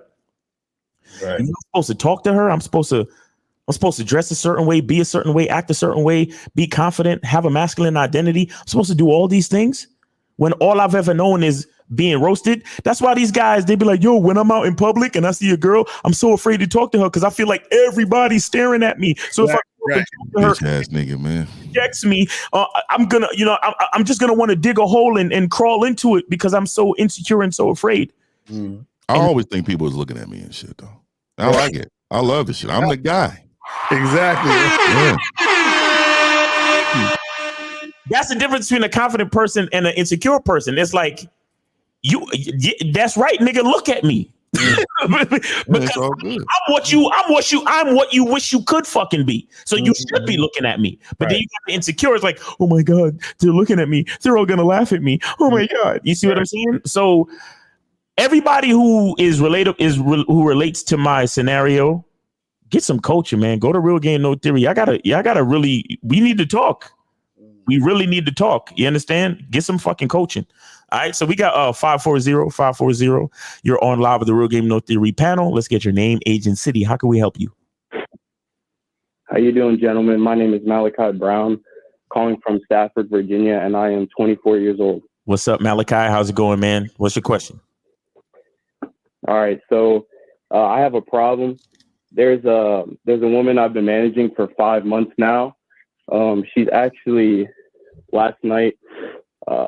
She wanted to know if she could pay me $50 to see me an extra day during the week, for like just to be able to spend time with me and have her massage her. So how would that change the dynamics of our relationship? That sounds like some true weirdo shit going on. Wait. She said she's gonna pay you $50 to massage her. Yeah, because she wants to see me more. Do you really sound like a guy that a woman's gonna offer you money, dog? Are you serious? Come on, man. Wait, hold on. The car thing. It's been a while since we had to come and cue this. Tell me when you're ready. I gotta cue this shit up, dog. We might have to do it twice for this motherfucker. Hold on. Let me take this shit off. All right, here we go. All right, go ahead, the car. You can hit it, man. Go ahead and hit it, sir. All right. Why the fuck you lying? Why you always lying? Oh my God. Stop fucking lying. Bruh, come on. Fucking here. Come on. So let me ask you this question. You say you've been seeing this chick for 5 months. How often do you see her? Once a week. I've called you before, Lucario Miles. Okay. Oh, really? Okay, you've been seeing her once a week. Okay, so now since you've been seeing her once a week, right? She wants to see you more than once a week now? Yeah, she wants to see me more than once a week. Okay, and she wants you to see. She wants to see you so that you can massage her. Yes, because she wants to pay me $50 for extra time with me.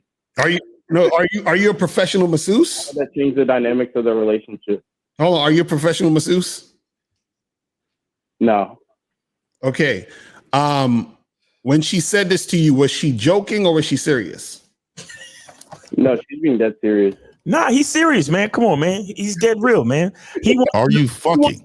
He wants to know that if he was to allow this to go down, how would it change the dynamics of his relationship? And how long you been managing her again? You said 5 months?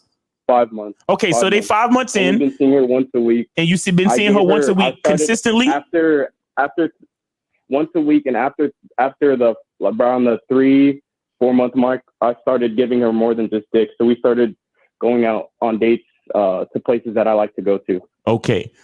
So the man is doing his thing, man. You know, he's been taking notes and he's been doing his thing. Now, I think you probably started taking out just a little bit too early, but that depends on the dynamics between you and her. You know, there's certain details with that. So the thing is, what you got to ask yourself, what kind of relationship ultimately are you trying to build? Because if she can buy your time, then that means your time has a finite value. So you got to look at yourself and say, because a man like me, my time is invaluable. My time has no value, meaning that it can be fuck as much money as there is in the world. A bitch got to pay that for 1 second of my time. You understand? But that's how I feel about my time. How do you feel about your time? Is an extra date per week worth $50? And what are you saying about the value of your time, homie?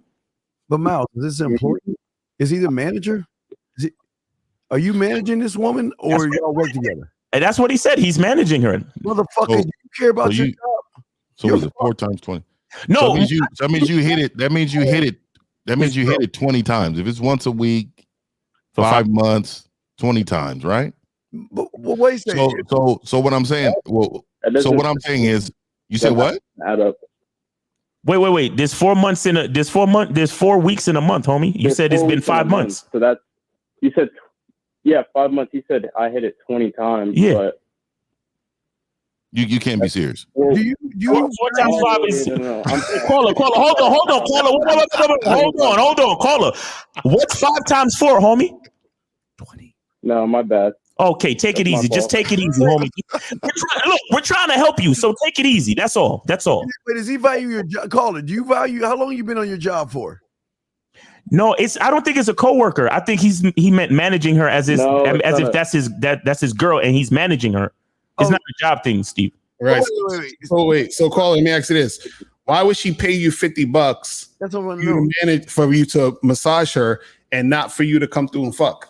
Yeah, what was that conversation like for that $50 comment? What was that like? Like, where did that come from? I thought that was given, but that's what she. Of course, she wants to fuck, but. Oh my god, bro! Come on, bro! And then pay me $50. God, I want to, man. The guy.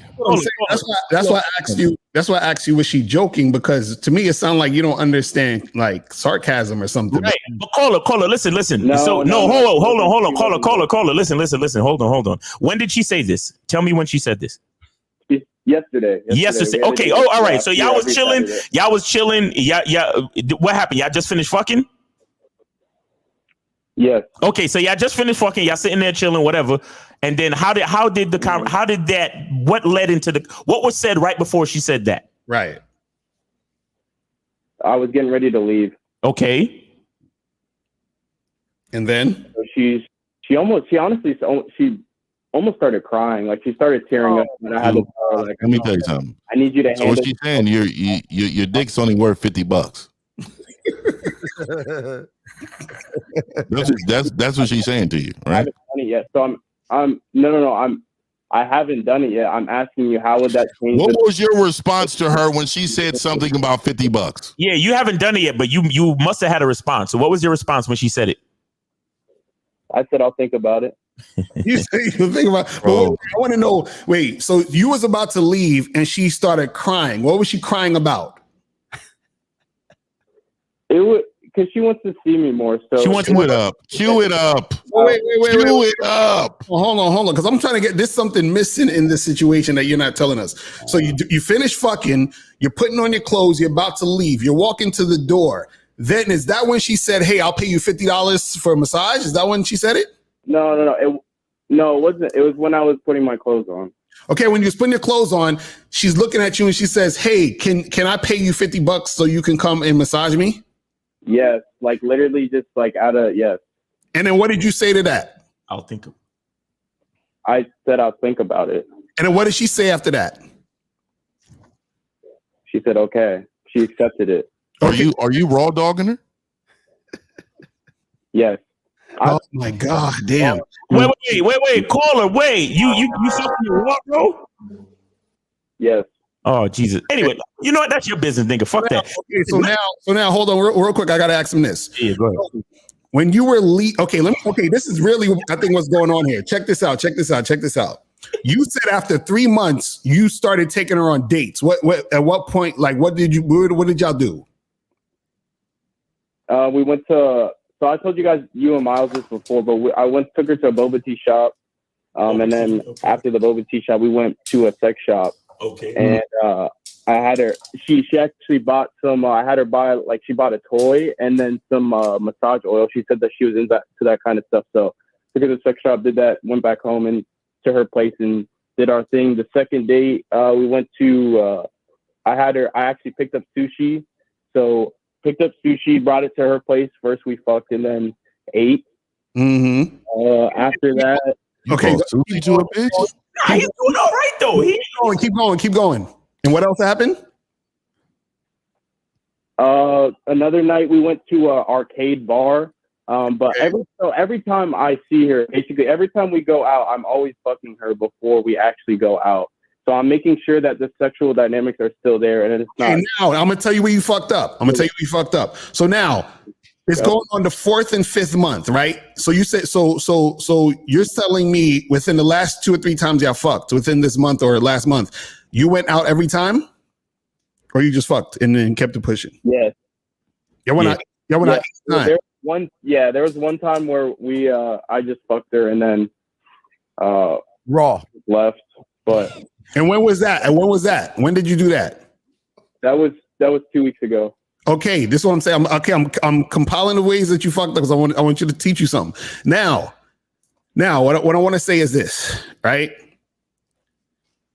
Have you slept over her house, or has she slept over your house? He has. No. Okay, so there's no sleeping over. Okay, so now this is the issue. I'm gonna tell you what the issue is. The issue is that you're flip-flopping. You understand that? And what happens is that once you introduce a certain level or dynamic to a relationship with the woman, you can't go back. You just told me a week or two ago you just fucked and kept it pushing. So you can't do that after you've been fucking and eating sushi and doing all this other extra shit. And let me ask you this: you gave her a massage at some point, right? Before she asked you to for this, right? To pay you. Yes. Okay, exactly. So this is the reason why she's asking, can she pay you to do this? Because what's going on is you're showing her all of this fucking shit outside of sex, and then all of a sudden you just fuck her and leave. So now she's like, damn, I think I'm losing this guy. So I'm willing to pay him to fucking stay. You see what I'm saying? Now, what happens is that's not a good dynamic to be in, because what happens is that at any moment where you feel like you don't want to really fuck with her like that, that's going to cause drama. Oof. So this is what we say when we are vetting a chick. What you want to do is you want to go in one direction and then stay on that course, and then you add things. You can't, subtract shit. Do you see what I'm saying? Okay. Yeah. Because when you do that, what happens is that fucks with her mind, and that brings drama. So what I'm saying is, the moment you go on dates with the girl, like this is why we say at the beginning, just hook up. Then when you're ready to go on a date, cool, start dating her. But you got to now start dating her. So what that means is that you can never go back to just fucking her and bouncing. You see have you just told her that all you guys are doing is just fucking? Is that what? Have you had that conversation with her? No, I think she's eligible for the vetting process, so I'm taking her through my vetting process. But the reason why, bro, you don't know. Wait, what are you gonna do when she comes up pregnant, sir? What are you gonna do then? Get an abortion. Well, what the fuck? Get the fuck out of here. Get the fuck out of here. I can't stand motherfuckers like you, dog. Bro, this is the problem. It's what I'm saying. Hold on, Mr. Lucara, can I? Go ahead. Can I let you know the one time that I told her I was getting ready to leave with family to go to Boston, so I could only see her on the specific day because I'm talking to other women and I'm seeing other women, and she knows that. So I told her I can either not see you at all this week because I have to fly out to Boston to help my brother move for college, or I can only see you Tuesday night, and Tuesday night is I have work, and then I could only see her to fuck. So she understood. Right, but this is what I'm saying to you, brother. This is the problem, and this is what that's why I want all you guys to understand. It's just the principle. Is it just the principle of it? No. This is what you're not getting. What you're not getting is that you can't.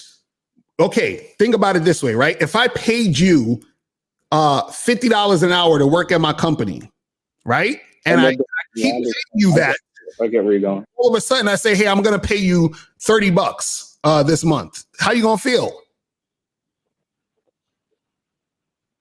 Huh? Cole, are you still there? You broke up, but I understand. I understand. You broke up, but I've heard this analogy before, and I get where you're.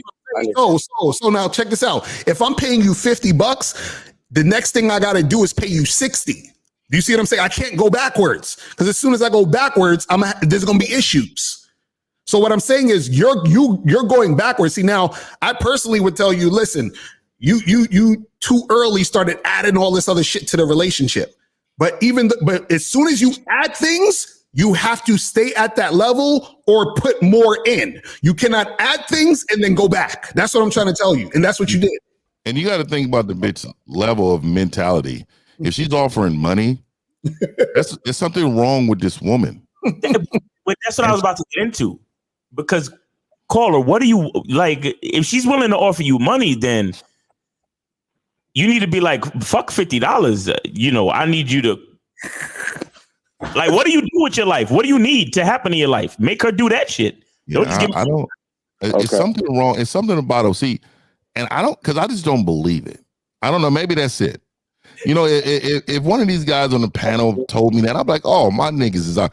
But for some reason, I feel a bitch assness that's involved with this situation. Sometimes one of these look, these guys follow us, bro. Every once in a while you can have a guy that got it. The masculine identity membership. Exactly. You see what I'm saying, bro? Caller, I believe you. I believe you. Fuck the rest of these niggas on the panel.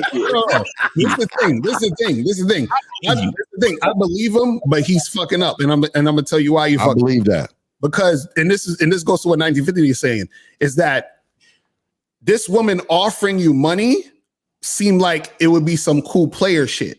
Right. What happens is she's offering you money out of desperation and not out of actual cooperation and wanting to do that as a gesture of goodwill. She's doing it in desperation. So that means what happens is you said that she was crying when you left. Yeah, it's something mentally off, dog. Right. See, something's going on. And what I'm saying is that you're partly responsible for not training her to understand what the dynamic is. So now you're creating a situation where there's going to be drama in your future with this woman. This is what I'm trying to say. And this is what I meant, caller. Right. That's what I meant. And you need to check that medicine cabinet. Thank you. Because I'm telling you right now, man, you got to be careful. I mean, like, mental health is a fucking serious fucking thing. That's true. And she could be battling things, or she could be neglecting taking her medication. Exactly. This woman on diagnosed. I just seen on social media, this woman ran this guy over. Oh, I saw that. Full speed with her looking in his phone. Mm-hmm. And so what I'm telling you is the nuances of someone's mind is not a normal. Mm-hmm. So it's not normal.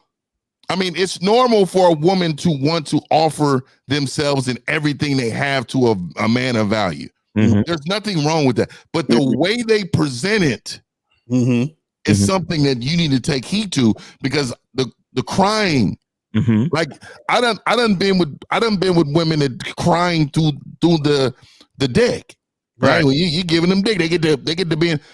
It does something to. So I understand, right? But when you combine that afterwards crying and then offering you money, next is going to be your life. Right. Yeah. Exactly. That sounds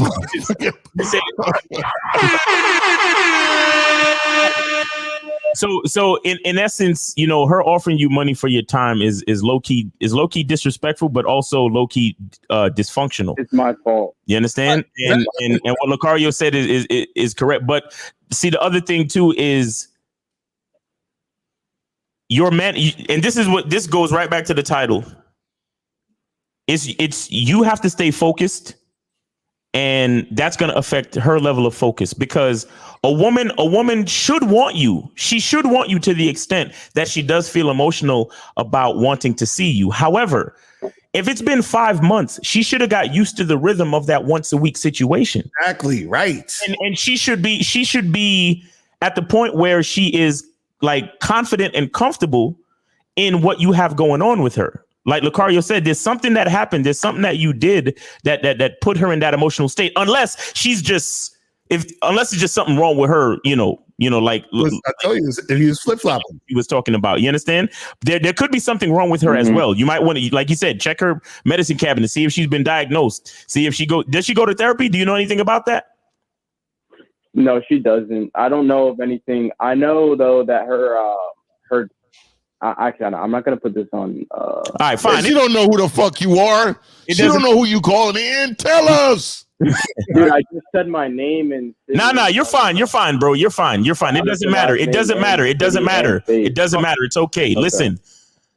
All we're saying is, in order for her to be focused, you got to be focused. And you said you've been managing her for 5 months. At this point, she should not be overly emotional about not seeing you. You understand? She should be coached and trained into the rhythm of the experience that you've created thus far. You understand? So you messed up at some point. And the last thing, caller. And I'll go after you, 50. Last thing, caller. For me, this is the last thing for me. Would you really want to have a baby by, or leave it up to the decision of a woman who's crying and offering money? Mm-hmm. And you think that she's going to have an abortion? the way that she's trying to have you around, you think that she's going to have an abortion?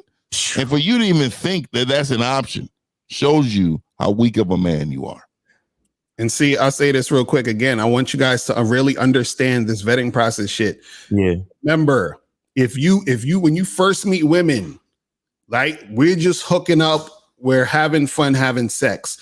As soon as you do not add anything to your dynamic unless you are ready to add something to your dynamic, because that is your new dynamic. Ooh. So if you've been fucking a chick for 3 months, 4 months, and then you say to her, hey, let's go get some ice cream. Nigga, you better be ready to make that your standard now. That means we go out now. We actually do things outside of sex. So if you're not ready to also do things outside of sex when you see this girl on a consistent basis, don't do things outside of sex, because you can't go back to just having sex with her. That's what you guys don't understand. And then what happens is you're sending mixed signals to the woman. That's what I'm trying to tell you. As soon as you decide that I'm trying to move forward in this direction with this woman, you have to stay on that course. You can't go backwards. So you can't just hit the chick up and say, yo, I'm gonna come through real quick, fuck you and bounce. You can't do that. So that's the thing you guys gotta understand. You can't, you're trying to have both at the same time. You're like, oh yeah, let's go get some sushi. And then next week you see her, you're like, man, I just want to fuck real quick and get my nut because I got shit to do. You can't do that. Add something. That is your new normal. You caller, you are the caller. How old are you, caller? How old are you? 24. Okay, so you understand you're the reason why these red pill and fucking bitch ass manosphere shit, that those black manosphere places have so much anger and resentment towards women and judge women because of motherfuckers like you.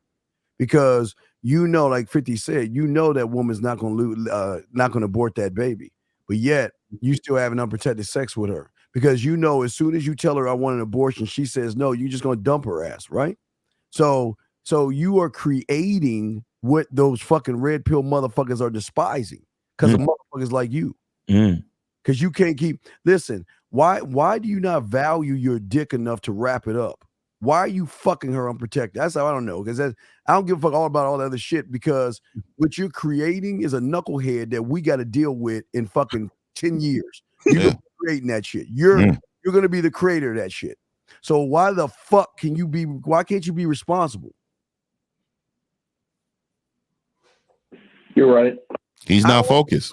I don't want to be right. I'm asking a question, man. Why can't you be responsible? I don't want to be right.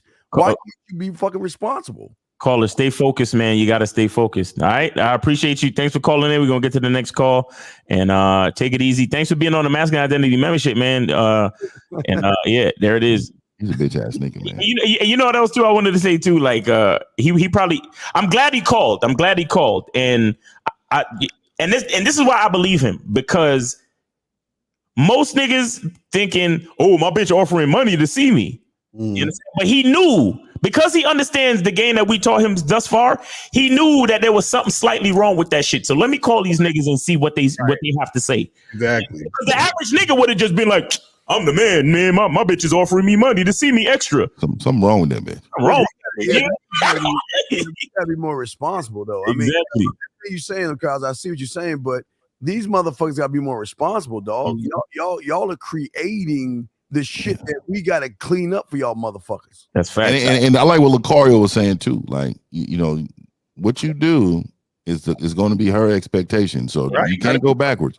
Yeah. If you walk that bitch to the car when she leave, she's going to expect every single time you walk her to the car when she fucking leaves. I promise. That's true. That's facts. Yeah, 850. You're on live with the Real Game No Theory panel. Let's get your name, age, and city. How can we help you? 850. My name is JB. My age is 19, and my city is Tampa, Florida. Okay. All right. How can we help you, bro? So my question is, because you guys earlier were talking about focus, so I wanted to ask how you guys specifically plan how you'll like attack what you have to do for the day. Because I know people, for example, make like to-do lists, but do you don't attack to the day, brother? That's where you got it all wrong. You think we attack the day, nigga? We attacking the years, nigga. We beyond days, nigga. Our days are already broken down. Yeah, from years ago. Yeah, you want to see. That's why you need to learn game, dog. You think we day by day type motherfuckers? That's y'all, mother. Y'all ain't even day by day. You yesterday, motherfuckers. Well, to just to answer your question on a practical level, that you can get yourself a to-do list. I have an app called Structured. If you could check that out, put it on your phone and use it, man. You're a young dude. I think you say you're 19, so you're still figuring things out, but structure your day. Time management is super, super, super important. You understand? Because time management is a direct effect of self-management and self-mastery. What you do with your time is literally what dictates your future. You understand? So like Steve the Dean just explained, like we're not just looking at day by day. We're looking at weeks, months. We're looking at years out. Like we're looking at what everything is going to look like. So we make decisions for but time is relative. You understand? So every decision that you make, you have to look at it from a macro and a micro perspective. You understand what I'm saying? So manage your time. Yeah. Like think of who you're trying to become. Think of the masculine identity that you're trying to create. Think about all the details of who that man is and think about your day to day and then make your decisions accordingly. You understand? So for example, if that man, the man that you're trying to become, if he has a good physique, then that means you got to work out on a day-to-day basis. If that man knows how to deal with women, then that means you got to holler at bitches on a day-to-day basis. If that man makes or has a lot of money, then that means you got to either be, getting certified to better positions in your career, or you got to be working on your personal business or whatever it is. You get what I'm saying? So look at the person that you're trying to become and then manage your time accordingly. You understand? Now, if the man you're looking at is successful, he got bitches and he got a good physique, that means you can't be spending your time playing video game and smoking weed because the man who you're trying to become is not that dude. You get what I'm saying? Yeah, but what is he trying to do though? Caller, well, you asked the question, what is it that you're trying to he's 19. He don't fucking know. Not yet. At 19, if you don't know, that's a problem. What did you try? What are you trying to do? Caller, what you trying to do? Well, currently I'm in school. I'm trying to become a surgeon. Okay, good. Right now, so I'm just an undergrad right now. Okay. Okay, good. So where's the question come from then? I mean, the question is just in general because I mean, there's certain things. What was your GPA in high school? I'm just curious. What was your GPA in high school? My weighted GPA was 4.1. Okay. Oh, so you're highly intelligent when it comes to books. Mm-hmm. But common sense is something different, right? That's fact. And this is why a lot of men who believe that success comes from money, they're still lames because they don't have the game to understand. So I'm glad you're calling in. But what I would tell you is, with you being highly educated, book smart, what they call it, there's still a level of game that you need in order to function, even in your own career. Right. Even in your surrounding life, you need help. So I hear you, but I also need you to understand is the by being so smart, you need to understand how valuable a coach or someone is to help you navigate through things that's going to happen in your life that has zero to do with some type of college or grade that you're being graded on. Right. Caller, we appreciate you for calling in, man. Good luck on your journey to become a surgeon. That is a very challenging endeavor. Yeah, we need you, man. But you sound like you got the head smarts to make it happen, man. So we're rooting for you. Thanks for calling in, and you take it easy, all right? But understand that there are all different types of intelligence, and in order for you to really have self mastery and know who you are, it takes more than just book smarts. All right. So we appreciate you. Have a good day. Thanks for calling the show. We got 2 more calls here. 414. You're on the Real Game No Theory panel. Let's get your name, age, and city. How can we help you? 414. My name is Kenneth. I'm 19 and I live in Milwaukee. All right. So what's the question, bro? Real quick. The question is what steps do I need to take to better myself and self-mastery and to achieve the things that I want to achieve in life? Okay, go to realgamenotheory.com and get with one of us for coaching. And also, I have this thing called the Masculine Identity Membership. If you go to masculineidentitymembership.com, it'll give you a really good jump start to really have the mindset of what you need to do to get that stuff going. But other than that, go to Real Game No Theory and, you know, get with one of the guys on the panel, man. Get some coaching, get some one-on-one coaching to really get your guidance going. Because you're 19, man. You need guidance, bro. It is what it is. And on top of that, the best way to do that is with coaching, because coaching is specified for your specific situation. Exactly, because when you call us, we talk with you. It's not like how we do on the show. The show is what it is. It's supposed to be entertaining and very quick, and you know, with each caller. But when we have a chance to talk to you on the phone, sit down and really break down the aspects of your life, then we can create an action plan based on your specific needs and what you're really trying to do. You understand that? Yes. All right, so that's what you do, man. Go to realgamenotheory.com and get with one of us. We appreciate you, man. Have a good day. Let's get to 516. 516, you're on live with the Real Game No Theory panel. Let's get your name, age, and city. How can we help you? Yo, what's going on? This is it's Jay from 27 New York. All right, what's going on, man? What's the question? Yeah, just a clarification on the point the Cario brought up earlier. He was just talking about not going back when you reach a certain dynamic with a girl, right? Right. So let's say like I've been fucking up with a girl for like 3-4 months or whatever, and I say, I want to go out, just grab a quick bite to eat with you, whatever. So I have to keep doing that every single time I see her? Or no, what I'm saying is that type of thing. No, what I'm saying is that you don't necessarily have to do exactly that every time you see her. But what I'm saying is that your dynamic now has switched. So what that means is that you can't go back to just being a fuck buddy. Because before you probably go to her crib or she go to your crib, y'all fuck, real quick or whatever, then you bounce. Then you go to her crib, she go to your crib or whatever, y'all fuck, you bounce, but you do all that other shit. Now you've introduced a dynamic of, we go to get something to eat. So we're out dating and we're doing something else outside the situation. And so what happens is that the message it gives to the woman is that we are more than just fucking. So now that that's her message, right? Then that means that whatever she thinks entails that is what she's going to expect. So it's even bigger than just you actually going out. Because now when you see her the next week, let's say the next week you just want to come through and fuck and then just keep it pushing, right? Now she's going to be like, well, wait a second.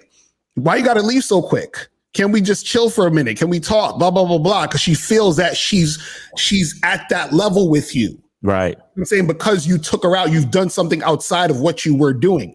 And so you got to understand that's how women think. See, this is why a lot of times when they go on first dates and they take a woman out to dinner and roll out the red carpet, they buy her flowers and shit. Those guys are usually in a goddamn relationship with this woman in like 2 or 3 months. And then these niggas end up fucking marrying this chick within less than a year. And then what happens is that this is why you have all these relationships where the woman is fucking leading the man, the woman is filing for divorce and all this other shit because the guy rushed into a situation without getting her to invest. See, the reason why you take it slow on the relationship level of making, vetting her and seeing what it is because by you taking it slow, you're getting her to invest in you. So the more that she's investing in you, right, the more she's going to actually appreciate when she gets more from you. So what happens is that once you start giving her more, she feels like she's earned that because she's invested in that situation versus her just getting it up front without that much investment. Because as soon as a woman gets it up front without that much investment, that's going to be how she expects things to go. So therefore, she's not going to respect the man she's with because she just expects you to do shit for her because you've just been doing shit for her regardless. So the thing is, things you do for her have to correlate with her investment. That's the only way that she actually fucks with it like that and is consistent with you and cooperative. So the thing is this, what happens is that if you're giving her something without her really investing that much, she's gonna be like, cool, I got this thing. We're at this level. Then you're like, well, I just want to go fuck this girl. I don't really feel like calling. I don't really feel like doing all this other stuff. But you did all this other stuff before, so she expects it. So when she doesn't get it, that creates drama. You see what I'm saying? And then it's like, why this girl tripping? Why is she acting like that? Then you start arguing with the chick. And that all came because you basically created the situation for her to feel as if she's entitled to those things. And that's what happens when you just start doing that. So this is what I'm saying. You have to be prepared and ready to be at that situation at that moment when you do it, to say, I am consciously moving the situation in that direction, because the only reason you're moving it in that direction is because you see some sort of potential with that girl to be more than she is right now. Exactly. So why is he asking that question? Caller, the thing is, don't just like make the decision out of nowhere to go out with her to eat or whatever it is. You have to. It has to be a calculated decision. That's all right. Go ahead, dude. Yeah, but caller, why are you asking that question? Yeah, because it relates to what I was dealing with. Not too long ago, I had sex with this girl I've been seeing for maybe 3-4 months. She had this spot, near her, so we went out. Got some food after we fucked. I just wanted to make it clear to her, this is not a one-time thing, but, this is a once in a while type of thing. And I wanted to know. Did you make it clear with her? Are you when you guys thought about that? I don't think you made it clear with her. I don't think you made it clear with her. I think. Yeah, how did you make it clear with her? What did you say? I haven't had any issues so far. How did you make it? It's been about 3-4 weeks, and I haven't had any pushback. I haven't went out with her since then. Nicole, how did you make it clear with her? I told her, I said, I know we went out, last time we saw each other, but I still want to keep it, mostly what we're doing right now, just hanging out, having fun. And, if you want to go out and get some food, if I want to go out and get some why food. Are you feeding a bit? But let me ask you a question, dog. Why do you hate yourself? Why? I don't understand you, motherfucker. Why are you feeding a bitch that you just fucking? Why can't you make that bitch cook for you? Nah, I didn't pay for it. Oh, Jesus Christ. Wait, caller. Let me ask you this. So after you went out with her, right? Or I should say this, before you went out with her and y'all were fucking, what would be the situation? You would just be fucking and then you bounce, right? No, you eat. They would eat. They would eat. Huh? He said they would eat. Remember, Khalil? I'm talking about before they went out to dinner. Before that. When y'all were just fucking. Yeah. She would just come over and y'all were fucking. That would be it? Yeah. Okay. Now, after you went out with her, you still went back to just fucking, and that's it. You didn't do no pillow talk. You didn't spend a night. You didn't talk to her on the phone. You didn't do nothing. You just went through and fucked her like you did before that. After we ate? Yeah. Yeah. They ate after they fucked. Pretty much. Right. Okay. Yeah. And so what I'm saying is, you told her when you went to eat, when did you tell her that this isn't going to be happening anymore? While y'all was eating? After y'all was eating? At what point? I did it afterwards, and I didn't say that we wasn't gonna do it anymore. I said, this ain't gonna be an every time type of thing. Oh, Right. So if you felt that way, why did you go out and eat with her anyway? Like what inspired you to go out and eat with her after? She had a spot down the block. What inspired you? What made you make I know the spot is down the street. That's all good. What made you decide to go to that spot that's just down the street?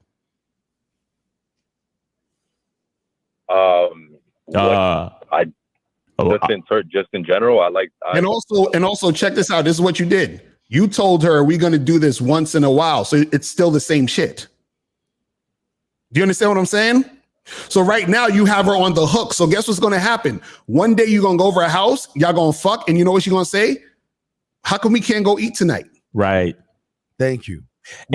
And call it. This is what I referred to earlier about a calculated move, because just now I asked you what made you actually decide to go to the spot, and you like, you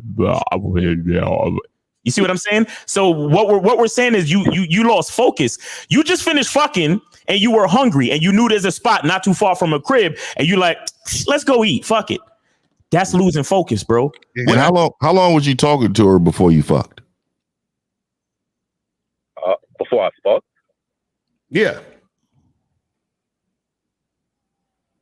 How long? It's a number. Like a week. Like a week. A week. You a sucker, boy. Okay, wait. So let me get this right. How am I a sucker if no, hold on. Let me finish this. So you don't worry about that, caller. Don't worry about that, caller. Please, caller. Don't worry about that. Don't worry about that. So let me get this right. So you were talking to her for a week, and then you went over there and smashed, correct? Yeah, did the first date. Second day was at a crib and we smashed. Okay. So then afterwards, you said, hey, let's go grab something to eat. No, this is 3 months in. 3 months in, you did the go eat, right? Or was that the first time? Yeah. Yeah. So what happened the first time? The first time you didn't do that, or you just waited 3 months?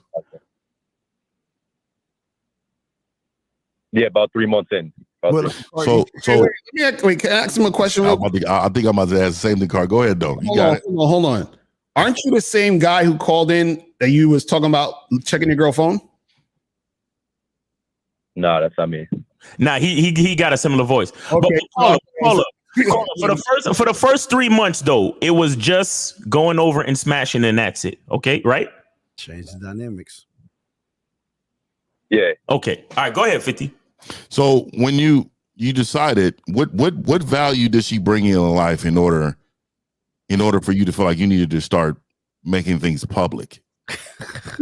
Sucking shit. This is where the sucking shit come.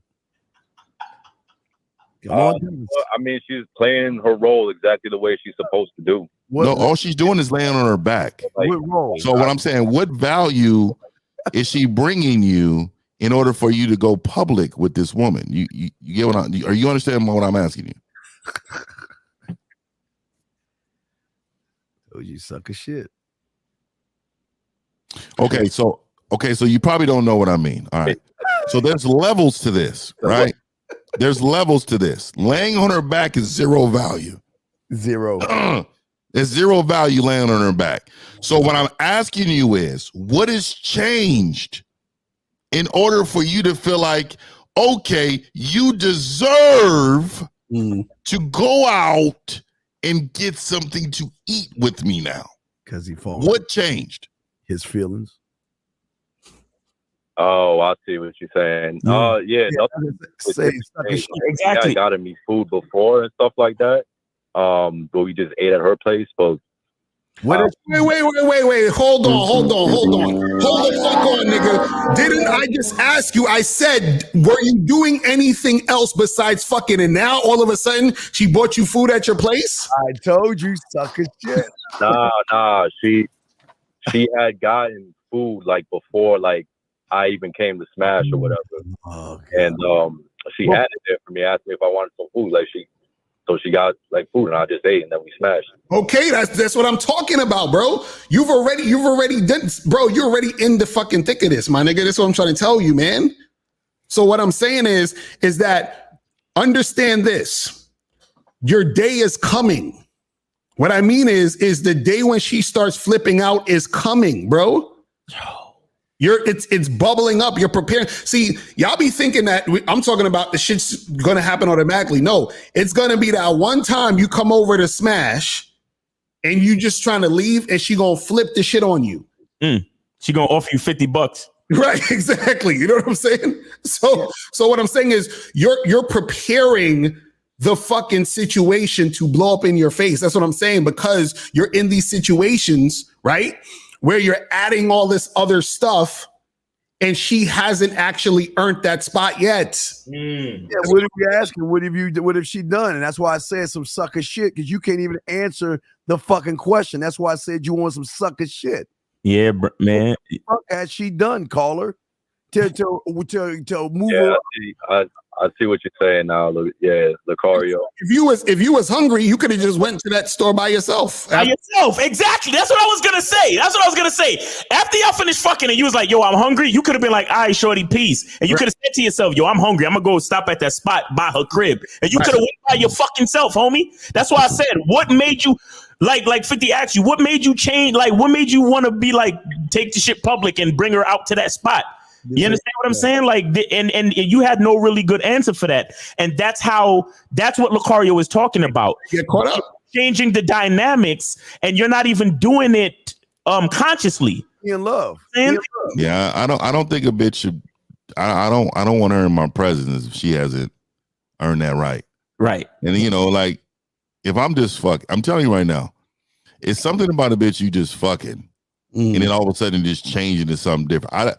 I don't see how that happens. I'm gonna tell you right now, dude. You know in the beginning if this woman is of any value at all. You kind of can figure that out. If you're a man who are asking direct questions, talking, seeing how she is moving when you're giving her responsibility, you can tell.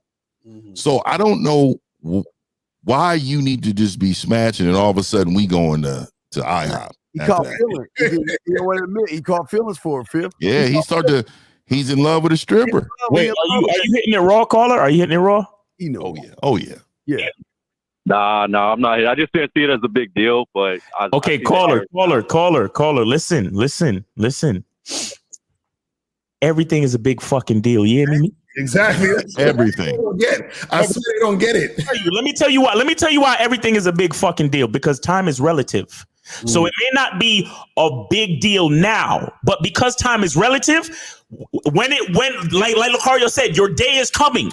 Right. And when the day comes and the fucking deal turns into a big fucking enormous thing, the fact that time is relative is going to show you that it doesn't matter whether it was that one night that you took her out or it's the day that she flipped on you. Either way, it was a big deal from beginning to end. Do you understand that? Because you're taking it to another level in her eyes.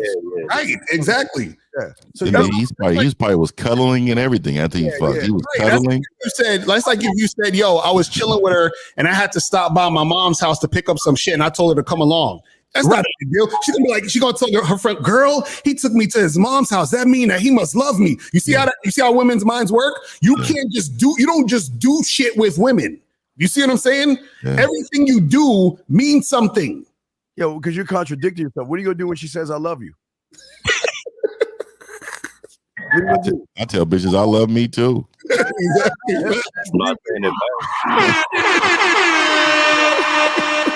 bitch.